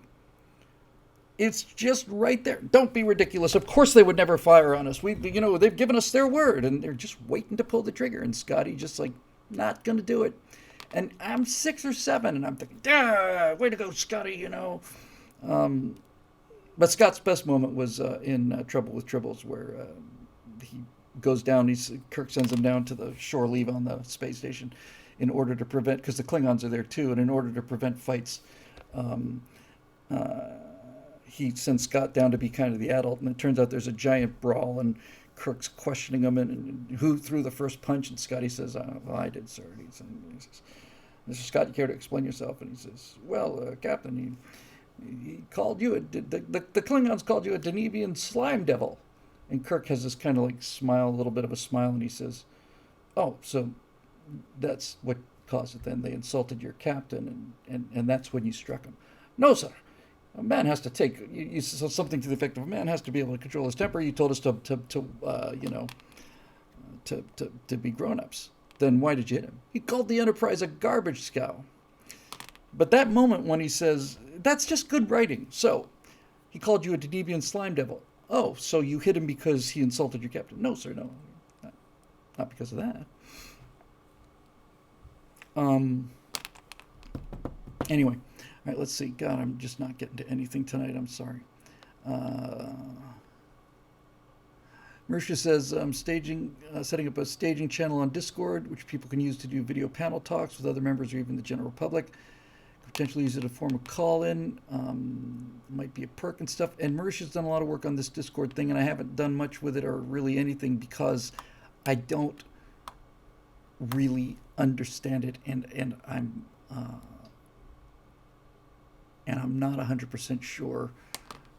I mean, I've used Discord before, but it hasn't been a completely happy experience.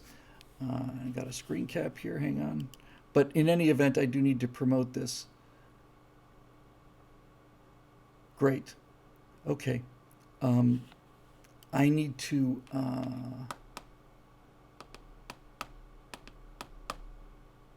hang on a second. Hang on a second.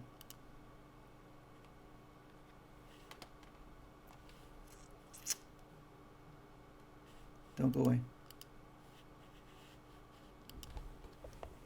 Sorry.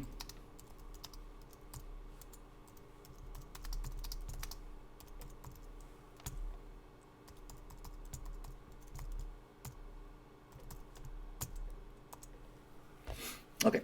All right, so let's see. I'm looking at the questions. A Shakespeare question from a couple weeks ago. Attempt number 2 from The Coolest. What a cool picture. Hey, Bill, I'm 29 years old. I'm getting married this Friday.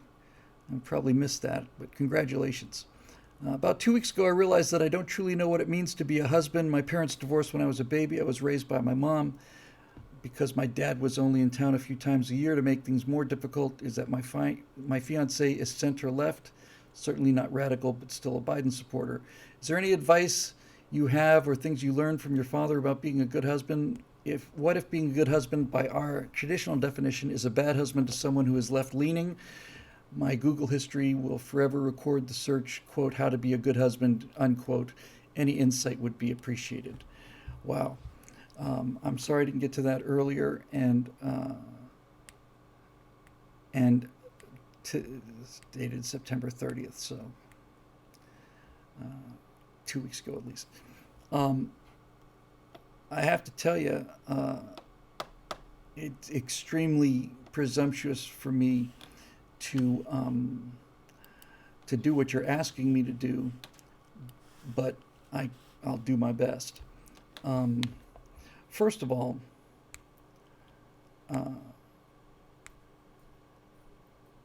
do I have much advice about being a good husband for my father? I don't. I don't have any advice from my father about these things. None. My dad was from childhood, a tremendously confident guy, just a real lady killer kind of guy. And he didn't teach me any of that stuff. My parents got divorced when I was 14. And as I got much, much older, I realized he could have really ammoed me up in a lot of ways, but it just really wasn't there. He had 2 jobs. You know, the hotel job, I've said many times, is a double job. You have to be there in the daytime to do the administrative stuff of running the hospital. It's probably a Freudian slip of some kind. The hotel. And then at nighttime, he had to go down and entertain people, so I didn't see a whole lot of him. And by the time they got divorced, I was still too young for this advice, but he could have really helped me, but I didn't get it. I had to stumble through it on my own. Um, so the first part of your question is no, I didn't get anything from my dad, but I did learn some things on the way because I pay attention, and I had the stupid beaten out of me, and it took 40 years. But if unless you're made out of utter adamantium, you can learn things occasionally just through trial and error. Um, I'm not dodging your question because I do my best to answer that. First of all, what if being a good husband by our traditional definition is a bad husband to someone who is left leaning? A lot to say about that. Um, First of all, if this woman decided to marry you, then she admires your character. Uh, that's just a given.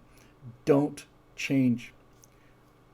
And if she pushes you to change, then gently and calmly, and certainly don't do it when you're angry, then just gently and calmly, I would say something to the effect of, well, honey, I was a conservative when you met me, and I was a conservative when I proposed to you, and I was a conservative when you accepted, and I was a conservative when we got married. However you want to describe yourself. You want to say center right or whatever, it doesn't matter. And now you're asking me to change, and I don't think I should do that. Not only because of how it would affect our relationship, but because I don't think you really have any grounds to ask me to change. You didn't marry me provisionally. There was no, well, if you change into the kind of left-leaning person that I am, then I'll marry you. You married me. We're married. You knew what you were getting. Bill Burr does a really good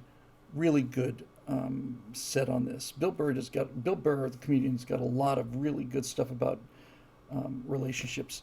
He speaks his mind. But he says, well, why is it that we're always working on me and my problems? My wife is a perfectly formed creature, and underneath a glass in a museum. There's nothing ever wrong with me. It's always my problems. And he said, don't you realize you knew I was a psychopath and a lunatic when you married me? That's not only a good argument. That is the argument. You should never, ever change, especially what are core beliefs, to make somebody else happy. Because nobody knows who that person will be, not you and not the person trying to change you. And if you're asking to somebody, if you're getting pressure to reverse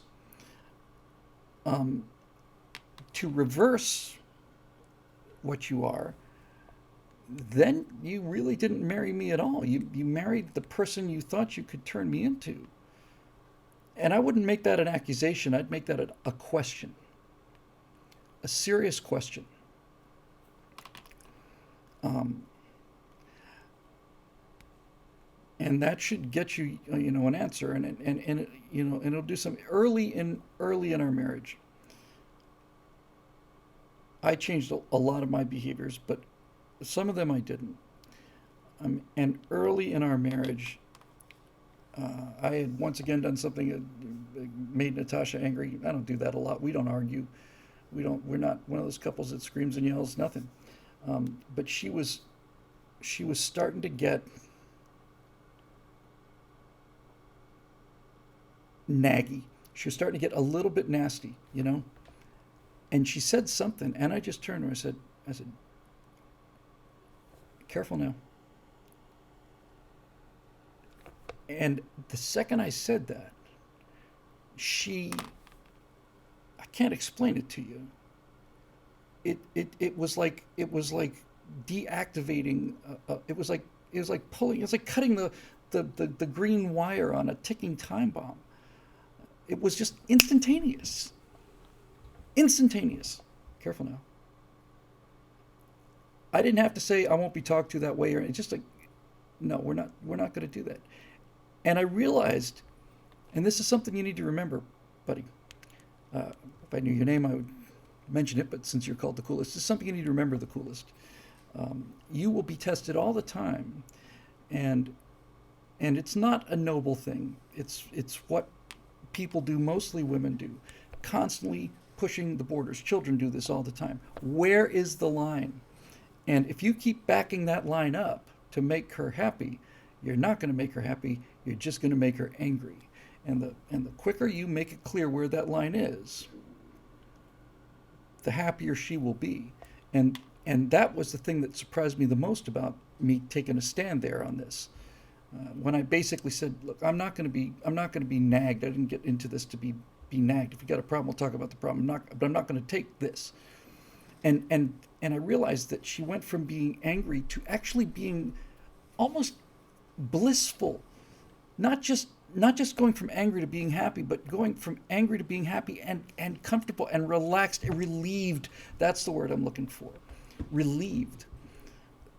There, this is something you're going to deal with all the time, and you don't have to go around the house thumping your chest and we're going to do the thing my way or the highway, but you have to show strength, and you need to make that clear. And the sooner you do that, the better life will be for you, and better life will be for her. Whether she knows it or not, the reason she married you is because nobody wants to marry a liberal, because they're weak, and they're feminine. They're just, they have no spine. Let's just say spine instead of something a little more accurate. And all women are looking for this. And I will give you one piece of advice that I figured out before I got married, and that is this: by all means, discuss problems, money problems, have discussions about that. But if you are ever genuinely worried about something, do not share that with her. Find your friends and go out and talk to your friends. Do not ever show that kind of weakness. And I'd love to tell you it's about something as simple as pride or face, but it's not. Women's brains work differently than ours do, and their capacity for worry is 3 orders of magnitude higher than ours. Every now and then, I realized I would say something like, "Yeah, I'm a little concerned about the income," or something, and it'd be like a throwaway line, because I am concerned about income and making ends meet and keeping the business running. So I just kind of just tossed it out there. But she was convinced that we're going to lose the house, that we'll be out on the street. You don't get to. You can cry and you can even break down, but you don't get to be in front of them. But you don't get to be weak in front of them, because if you are, then look. Women are looking for security, and if you show a real stretch of weakness, that's okay. But if you do, you will be tested in that area again, and if it continues to show up, she will lose respect for you. And once she loses respect for you, then the bitchiness starts. And it's just how they're built. That's just how they're built. And they have they're you can find it on YouTube. I don't have the link. Somebody probably provide it. Hang on a second.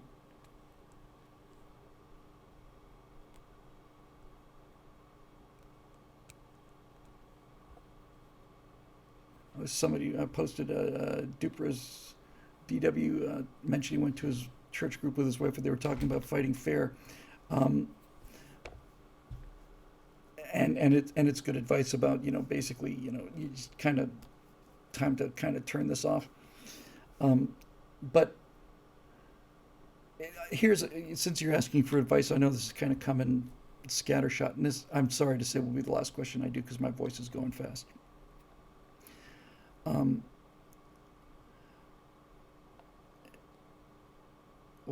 What is it I want to say here?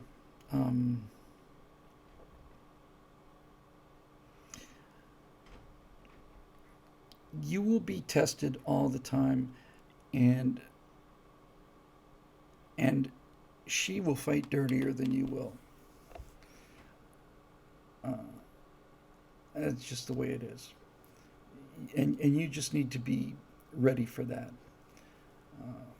Before I met my wife, I was in a relationship that didn't last very long, and I got out of it quickly because the individual involved was kind of nuts and aggressively angry about things that I had nothing to do with. And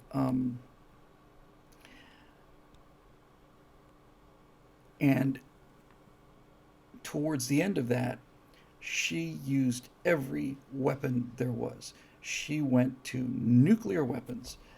And after having taken this for quite a long time, in one of our last discussions, I basically said, I've sat here and taken the worst that you've thrown at me, and I've pulled my punches. But I don't have to pull my punches. And I said something that wasn't pulling my punches. And I said, yeah, see, that's how it works. So you just have to accept that. This is the most important thing. Okay, this is the most important thing, and this is really tread-worn advice that most people talk about hundreds of times, but since you asked, it is the most important thing. Okay, everybody says you should listen to your wife. Yes, that's true, but this is something you have to understand. This is hard for men, really hard. When your wife is complaining about something, if something's wrong, we think it's our job to fix it, but they're not telling us about it in order to fix it. They're telling us about it in order to tell us about it. And if a woman comes to you with this problem, something's bothering her, and your first instinct is to immediately say, well, here's how we can fix that, honey. We'll get rid of this problem right away. That's not what they want. They don't want a solution to the problem. They don't want that. That's not what they're talking to you about. We understand this. Hey, man, I've got a problem with this. Well, what do you need? I need a circular saw, and I need this many 2x4s. No problem. We'll get it on your way. They're not. When they come to you with a problem, they're not coming to you with the problem so that you can provide a solution to the problem. They're coming to you with the problem so that you can listen to them and sympathize with them. That's what they need. And that is a hard thing to learn, because if you love your wife, and I love my wife very much, when they start talking about things that bother them, you're going to want to just jump in there and say, we can solve this problem right now. We'll just do this, and we'll just fix it. No. You just got to listen to it, and you just got to sympathize with it. And if you have something really serious, I'm telling you, don't share it with her. My wife and I have joint personal accounts and stuff, but she doesn't have access to the business accounts. And I do that on purpose, because I don't want her to know how close things can get sometimes, how like any small business, it's all based on faith. You have to believe that certain things are going to happen, and so on. But their capacity to worry exceeds mine, as I said, by 3 orders of magnitude, and I'm capable of worrying quite a lot, especially about money issues. They can't do it. And so if you have a real issue, talk to friends.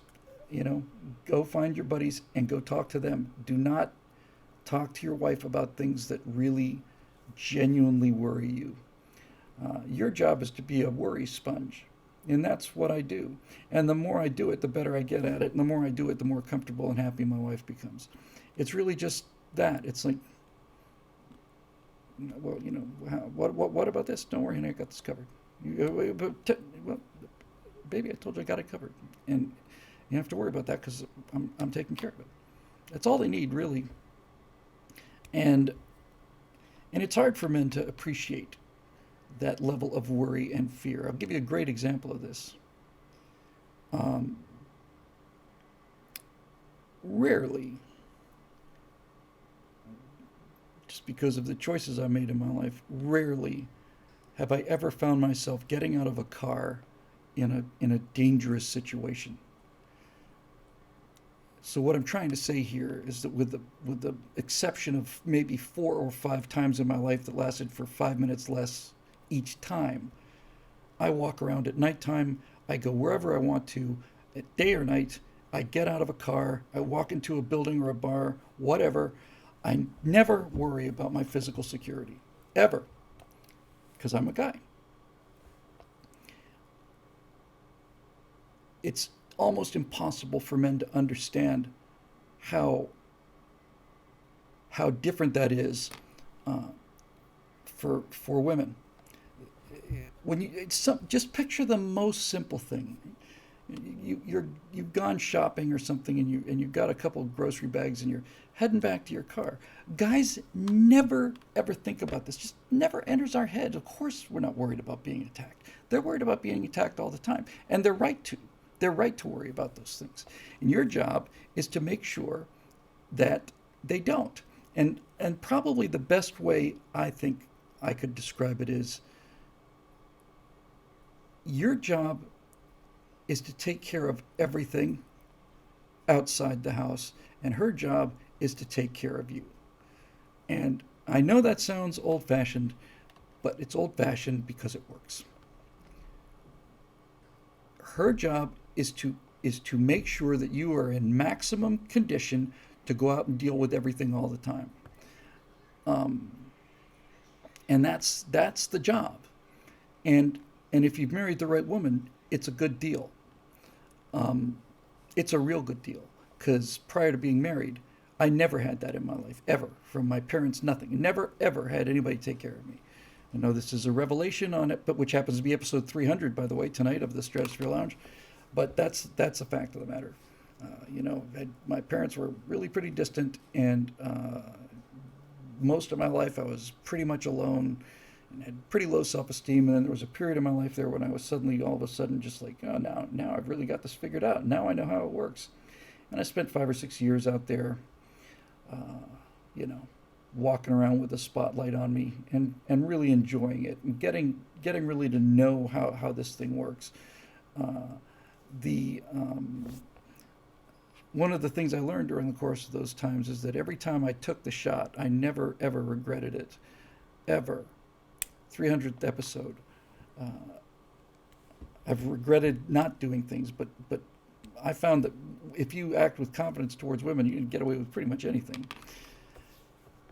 And and I'd never had anybody actually taking care of me. And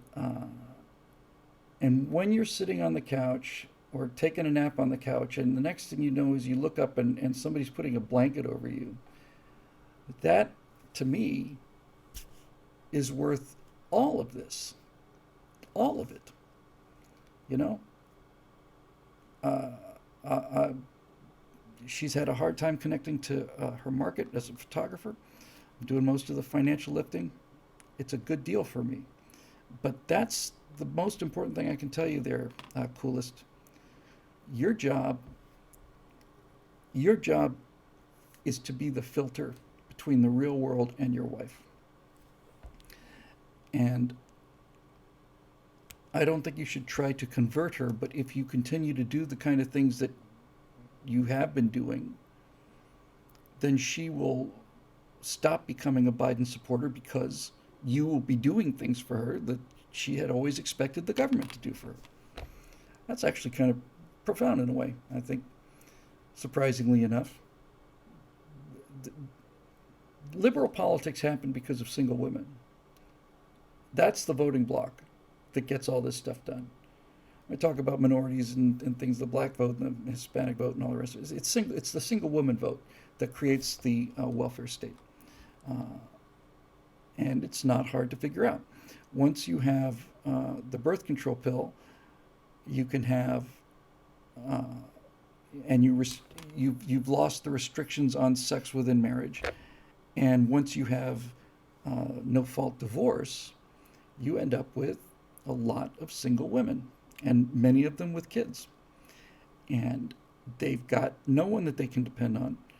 And in many cases, not all cases, but in many cases, they are right to not have any faith in men. Because but the flip side of that coin is maybe you shouldn't keep choosing such losers.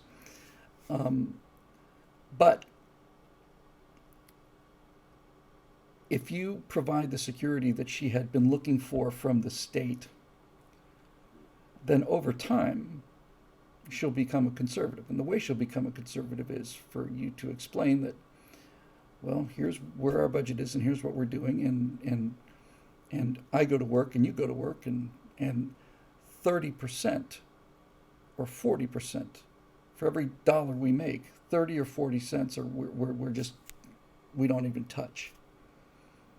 I would make that point. This is why the single greatest evil in our country right now is automatic deduction of taxes from payroll, because you never touch the money.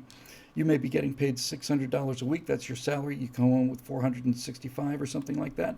And so you tell yourself that, well, we're making $465 a week. You're not. You're making $600 a week, and you need to at least make it clear what you could do with that whole money. But you don't have that whole money because it's been taken away to give to people for this, for the government. And the more of the money that gets taken away, the more she's going to realize, well, we working our butts off for this stuff. Yeah, honey, we are. And that's why I'd like lower taxes. That's why I'm a conservative. You don't have to say anything more than that. But this business of, well, here's our paycheck, this is what we earn. No, this is not what you earn. This is what the government leaves you after they've taken what they consider to be their cut. And every day we find more and more this sense that the government considers this to be their money, and anything they can do, including the episode we did last week with Scott, where they want to pass legislation that says that the IRS can look into your banking transactions, and any transaction more than $600 raises a red flag. Where did this money come from?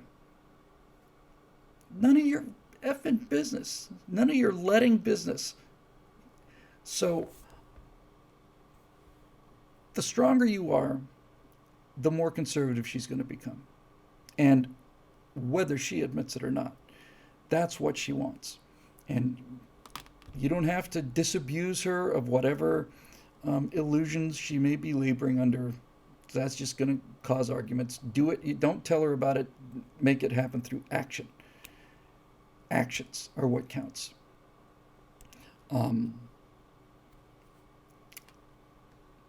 I remember when my wife first got here, Action Context says the government practices prima noctis on your paycheck. That's right.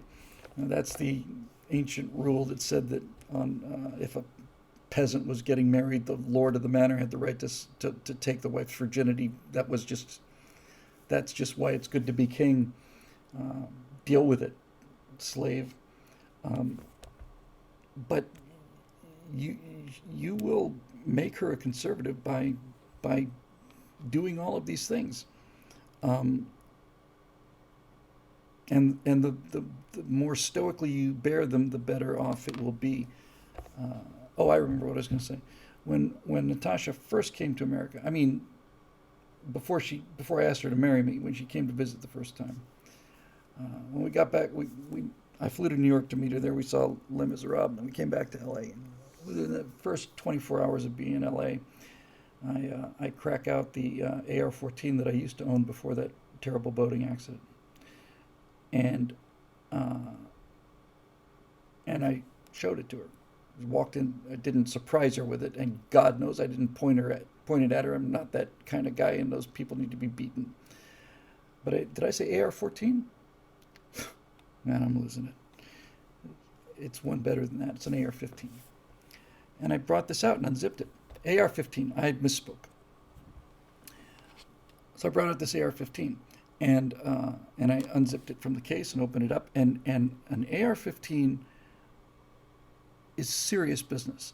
When you look at the black rifle in your house, you realize, okay, this is not joking around.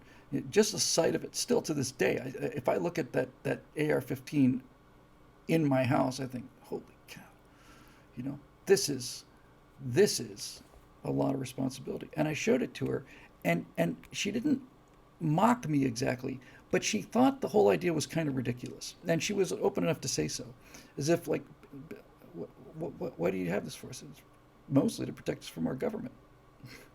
And got this kind of look like, if the government wants to come in here, there's nothing you can do about it. And I said, no, you're wrong, I think. And she didn't get it. But she did later. And I'll never forget this moment. We rent a house, and it's a nice house. And thank you all for that.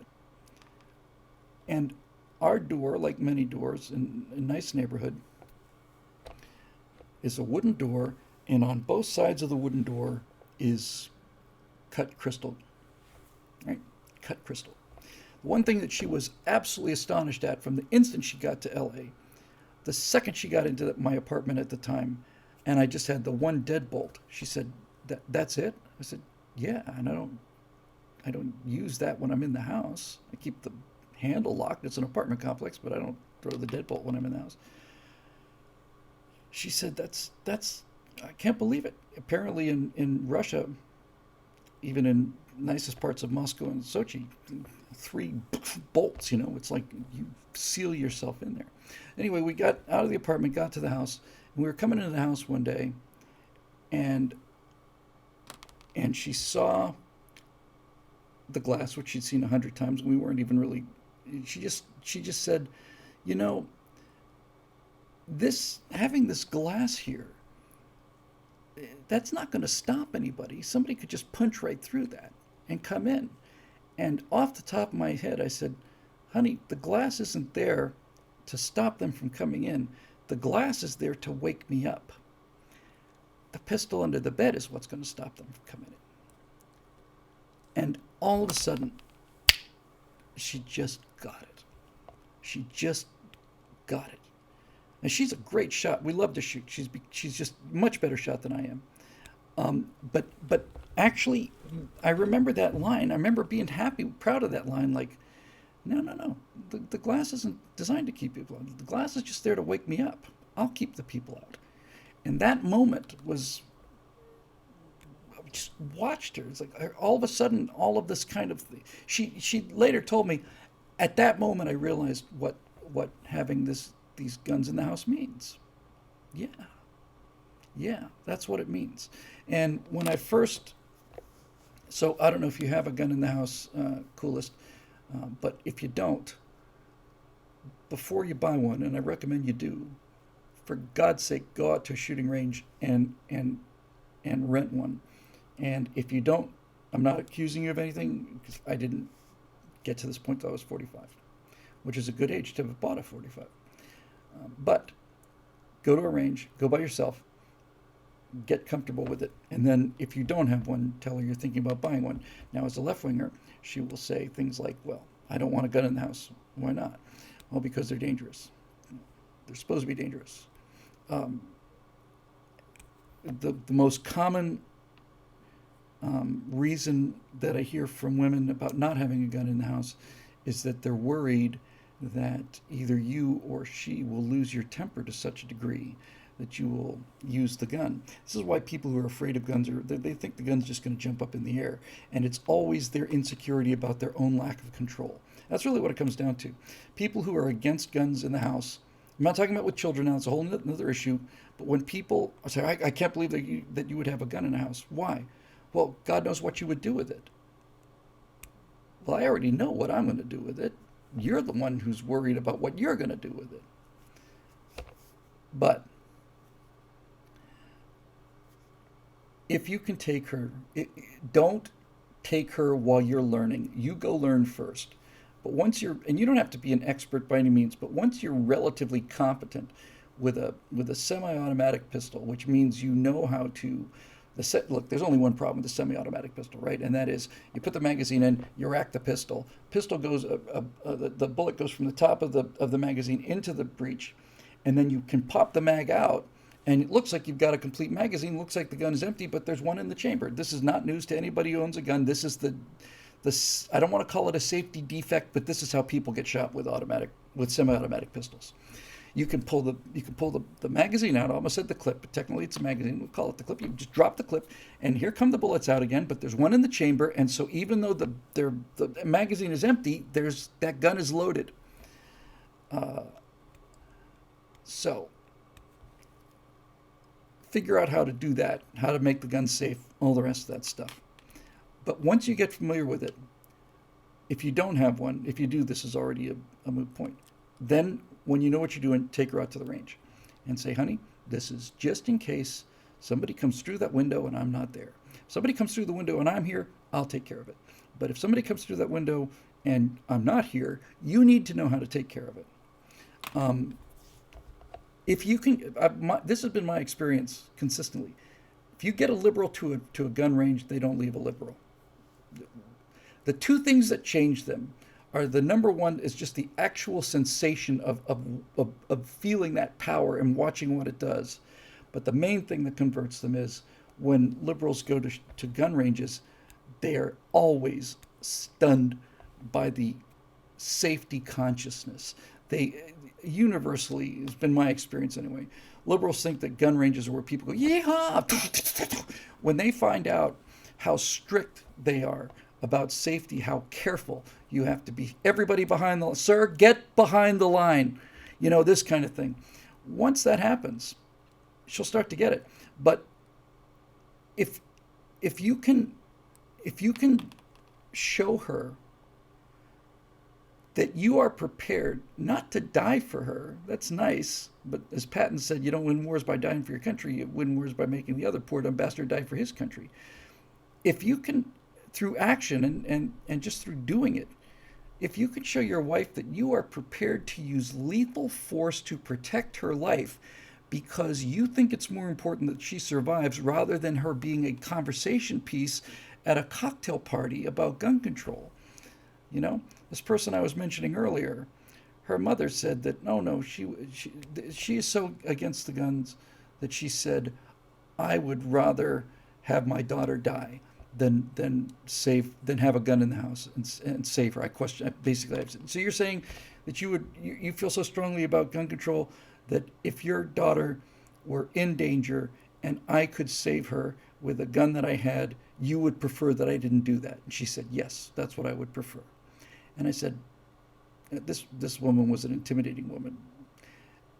And I said, I'm sorry, but I don't believe you. I believe you believe it, but no, that's just, you don't believe it. You don't believe it. You say you believe it because you think you believe it, and you think you believe it because it makes you feel like you're true to your principles. But if somebody was pointing a gun or somebody was raping your daughter, and you're telling me that I could stop it and don't because of your principles, then either you're lying or you're evil, one or the other. One of those two things is true. Because I refuse to believe that you could simply watch your daughter do that and then say, no, don't stop it. But if you're really, really genuinely telling the truth, not cocktail party conversation, then that is the most reprehensible thing I've ever heard in my life, ever. It's just absolutely shockingly, disgracefully disgusting. So, and like I was talking about tests, always tests. This was the first time I had a chance to talk to this person's mom. And she was a real strong person, big old liberal, and I was being tested. I understand you like guns. I think guns are awful. So now I have three choices, right? I can either say, no, guns are great, or I can say, oh yeah, you're right, guns are awful, or I can basically just say, hey, this is my decision, this is what I do. And if I had backed down on that, no, I guess you're right about guns. I'm not wrong about guns. But, and she did say that. JWT Kuda says that's disgusting and your daughter should disown her. I thought the same thing. Made it a little clearer why she had some anger issues. Yeah, I was actually shocked by that. And I didn't hesitate there either. It wasn't like I should think, well, should I say this? No, it's like, you don't believe that's not true. You're lying. You may believe that you believe it, but I don't believe it, and you don't believe it either. Anyway, all of this to say, Coolest, that is that you have to lead by example, and you have to be the strong one. She will provide a lot of strength to you in a lot of different ways. But if you're asking me advice on how to be a good husband, I would say just simply this. Whether it's spoken or not, openly discussed or not, the rule is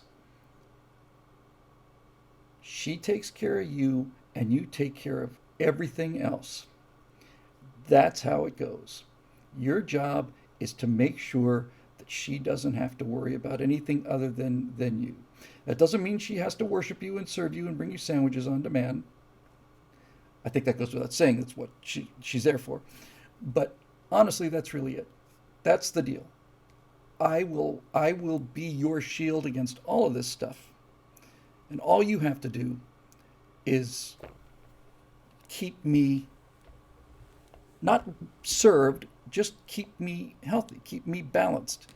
You know, I'll take care of all of this stuff to take care of you, and all you have to do is put a blanket over me when I'm sleeping. That's all it takes. It's just that simple. It's those little things. I just, maybe it's because I never had it in my life, but it just blows me away. Blows me away. And I know, and I say, thank you, honey. And she says, Bill, what, it's, it's such a tiny thing. It's not such a tiny thing. It's not such a tiny thing at all. It's a huge thing. It's enormous. And that's how it works, man. And so you're going to deal with stress, and you're going to have a lot of issues and arguments and all the rest of that stuff. You know, the thing about arguments is, it's like, the thing about arguing and having serious, like, mean arguments. If you're arguing all the time, you're in the wrong marriage. We hardly ever argue at all. But every now and then things get relatively serious. And every time we come through them, we realize, oh, we survived that. And this is the last thing I'll say, and then I'm going to turn off the camera, and I apologize for all the questions I did not get to.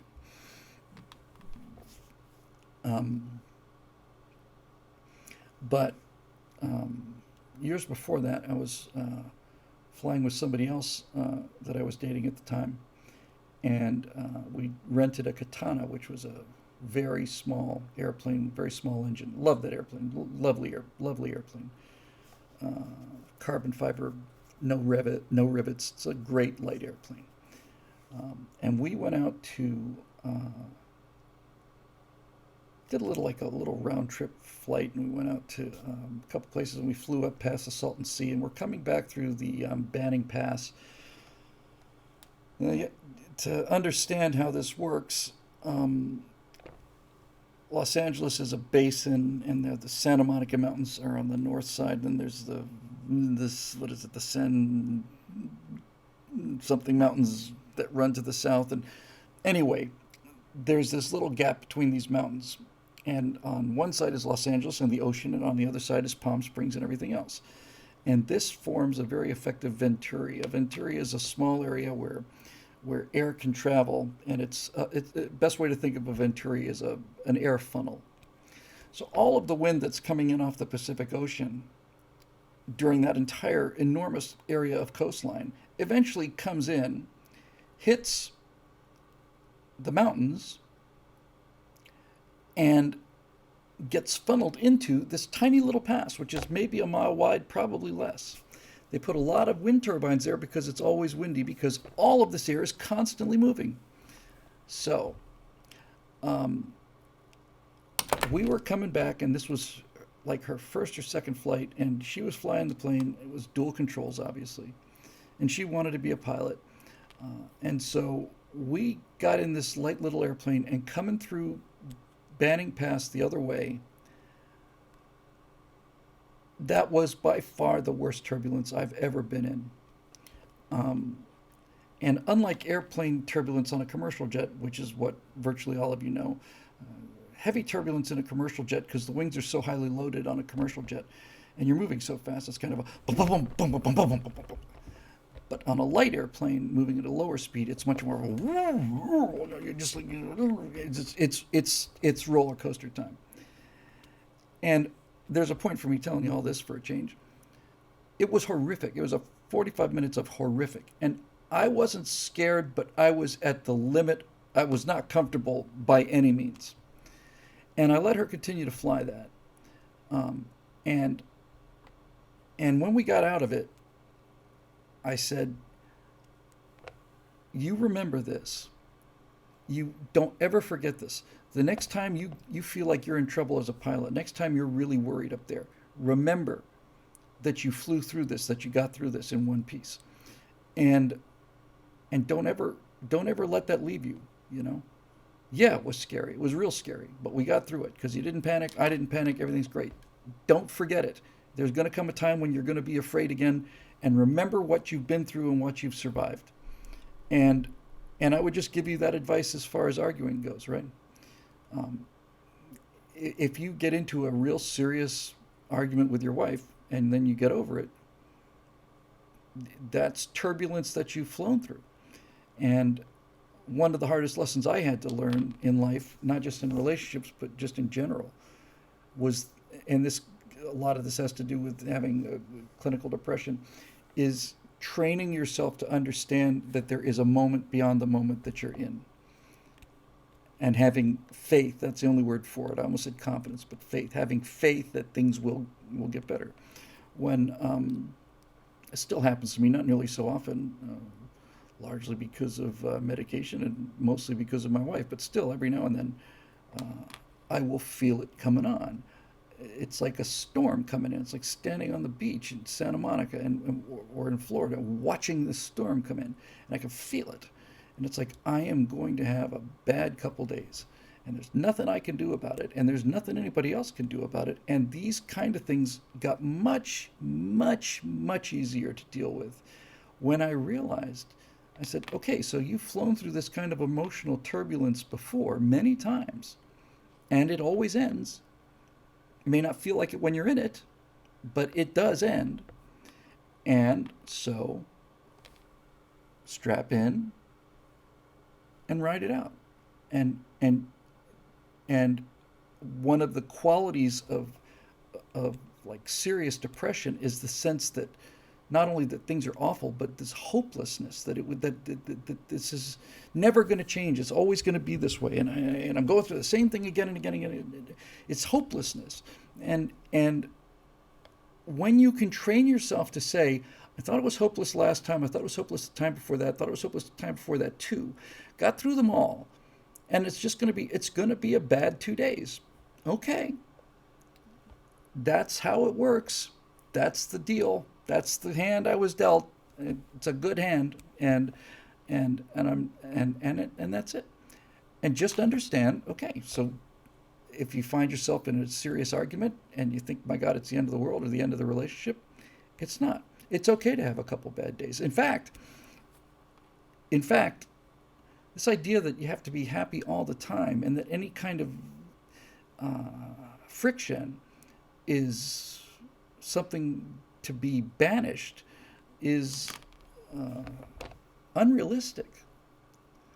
All you can do is try to minimize it and recover from it quickly. So get comfortable with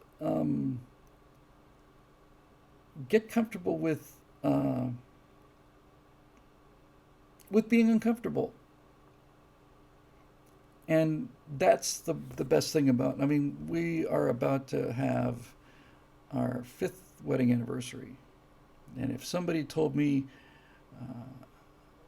somebody would stay married to me for 5 years, I would have laughed at them. But I also, my entire life, I said, I'm going to get married once. I'm going to do it once. And this is the most important promise I ever made, and I'm going to keep this promise, and no matter what. And when things get a little rough, and I will honestly close with this. I'm closing because I've said I'm closing 3 times. That's the magic number, the coolest. But if things get rough and so on, here's a sentence that I use all the time. Well, not all the time, but when I need to. I basically say, honey, I don't know what you're going to do, but I am going to be here. You are going to have to leave me. All right. If this thing's gonna end, it's gonna be because you are leaving me. And when they hear that, that's all they want to know. That's the best thing I ever learned in a marriage, was at the worst time when things are just like, oh my God, what? Okay, I'm in for the duration.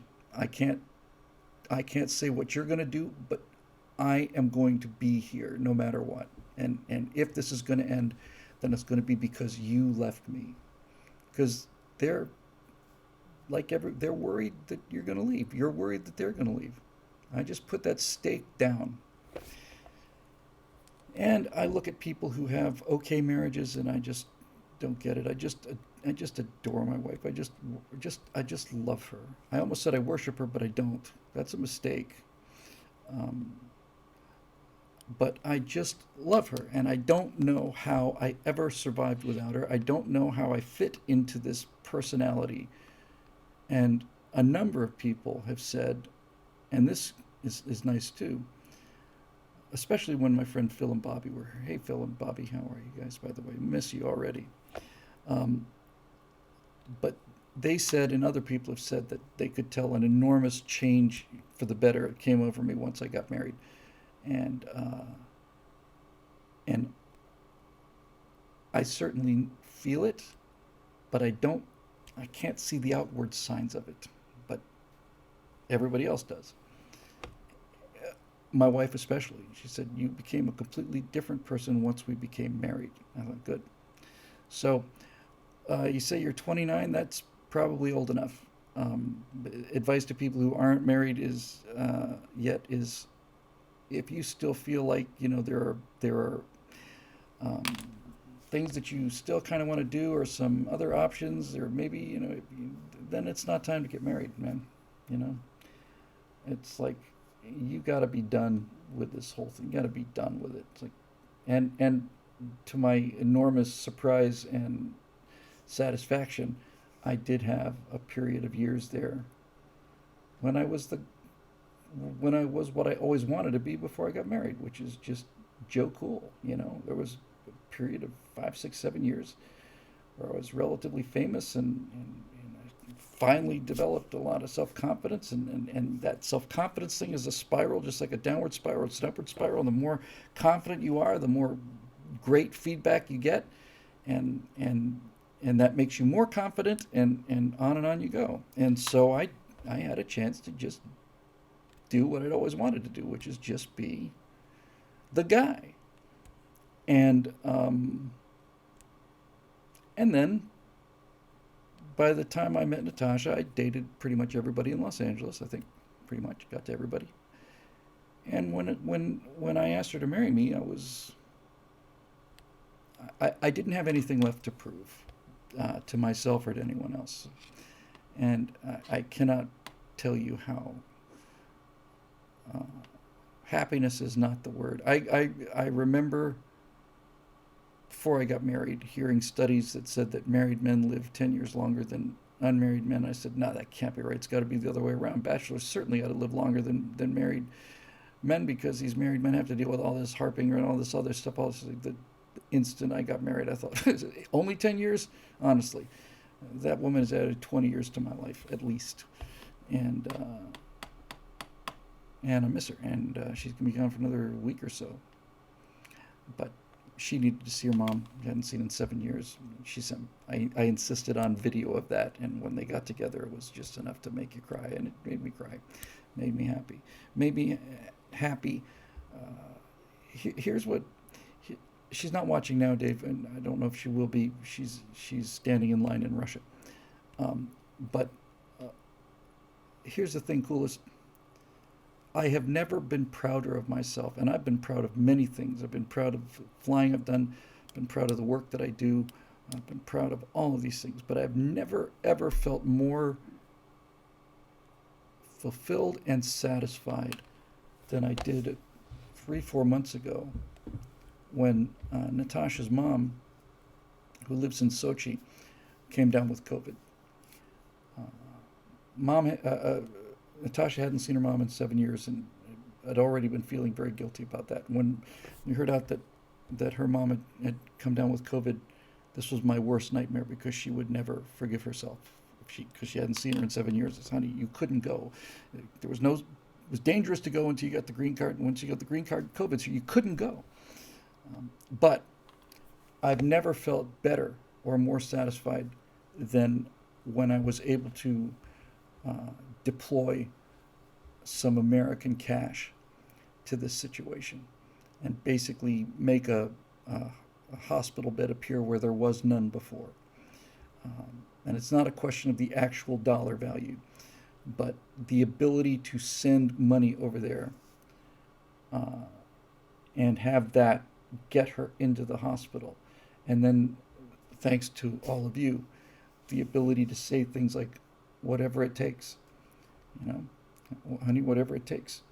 So I was able to send some money over there and got a person to come twice a day after she got out of the hospital, give her fluids and make sure she was eating okay and stuff. And now she's made a full recovery, and she and my wife embraced and cried, and her daughter was there, her mom was there, all three generations of my Russian girls there, and they're all thanking me, and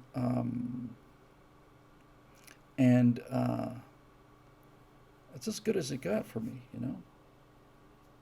It's like, this is why you're here, man. This is what you're supposed to be doing. Your job is your job, and the movies and animation, all that stuff is fun and it's had a big impact. But ultimately, the fact that you could be a man, here's the world coming down to crunch on these defenseless people, and you're not going to let it happen. Not going to let it happen. No. And by the way, I had the money to do it, but if I didn't, I would have sold the car or whatever else I needed to sell. And when you do that, that's the end of the line as far as the women in your life are concerned. You do that, and you are home free, because that's what you're supposed to do. Honey, don't you worry about this. I got this covered. What do we need to do? And we did it.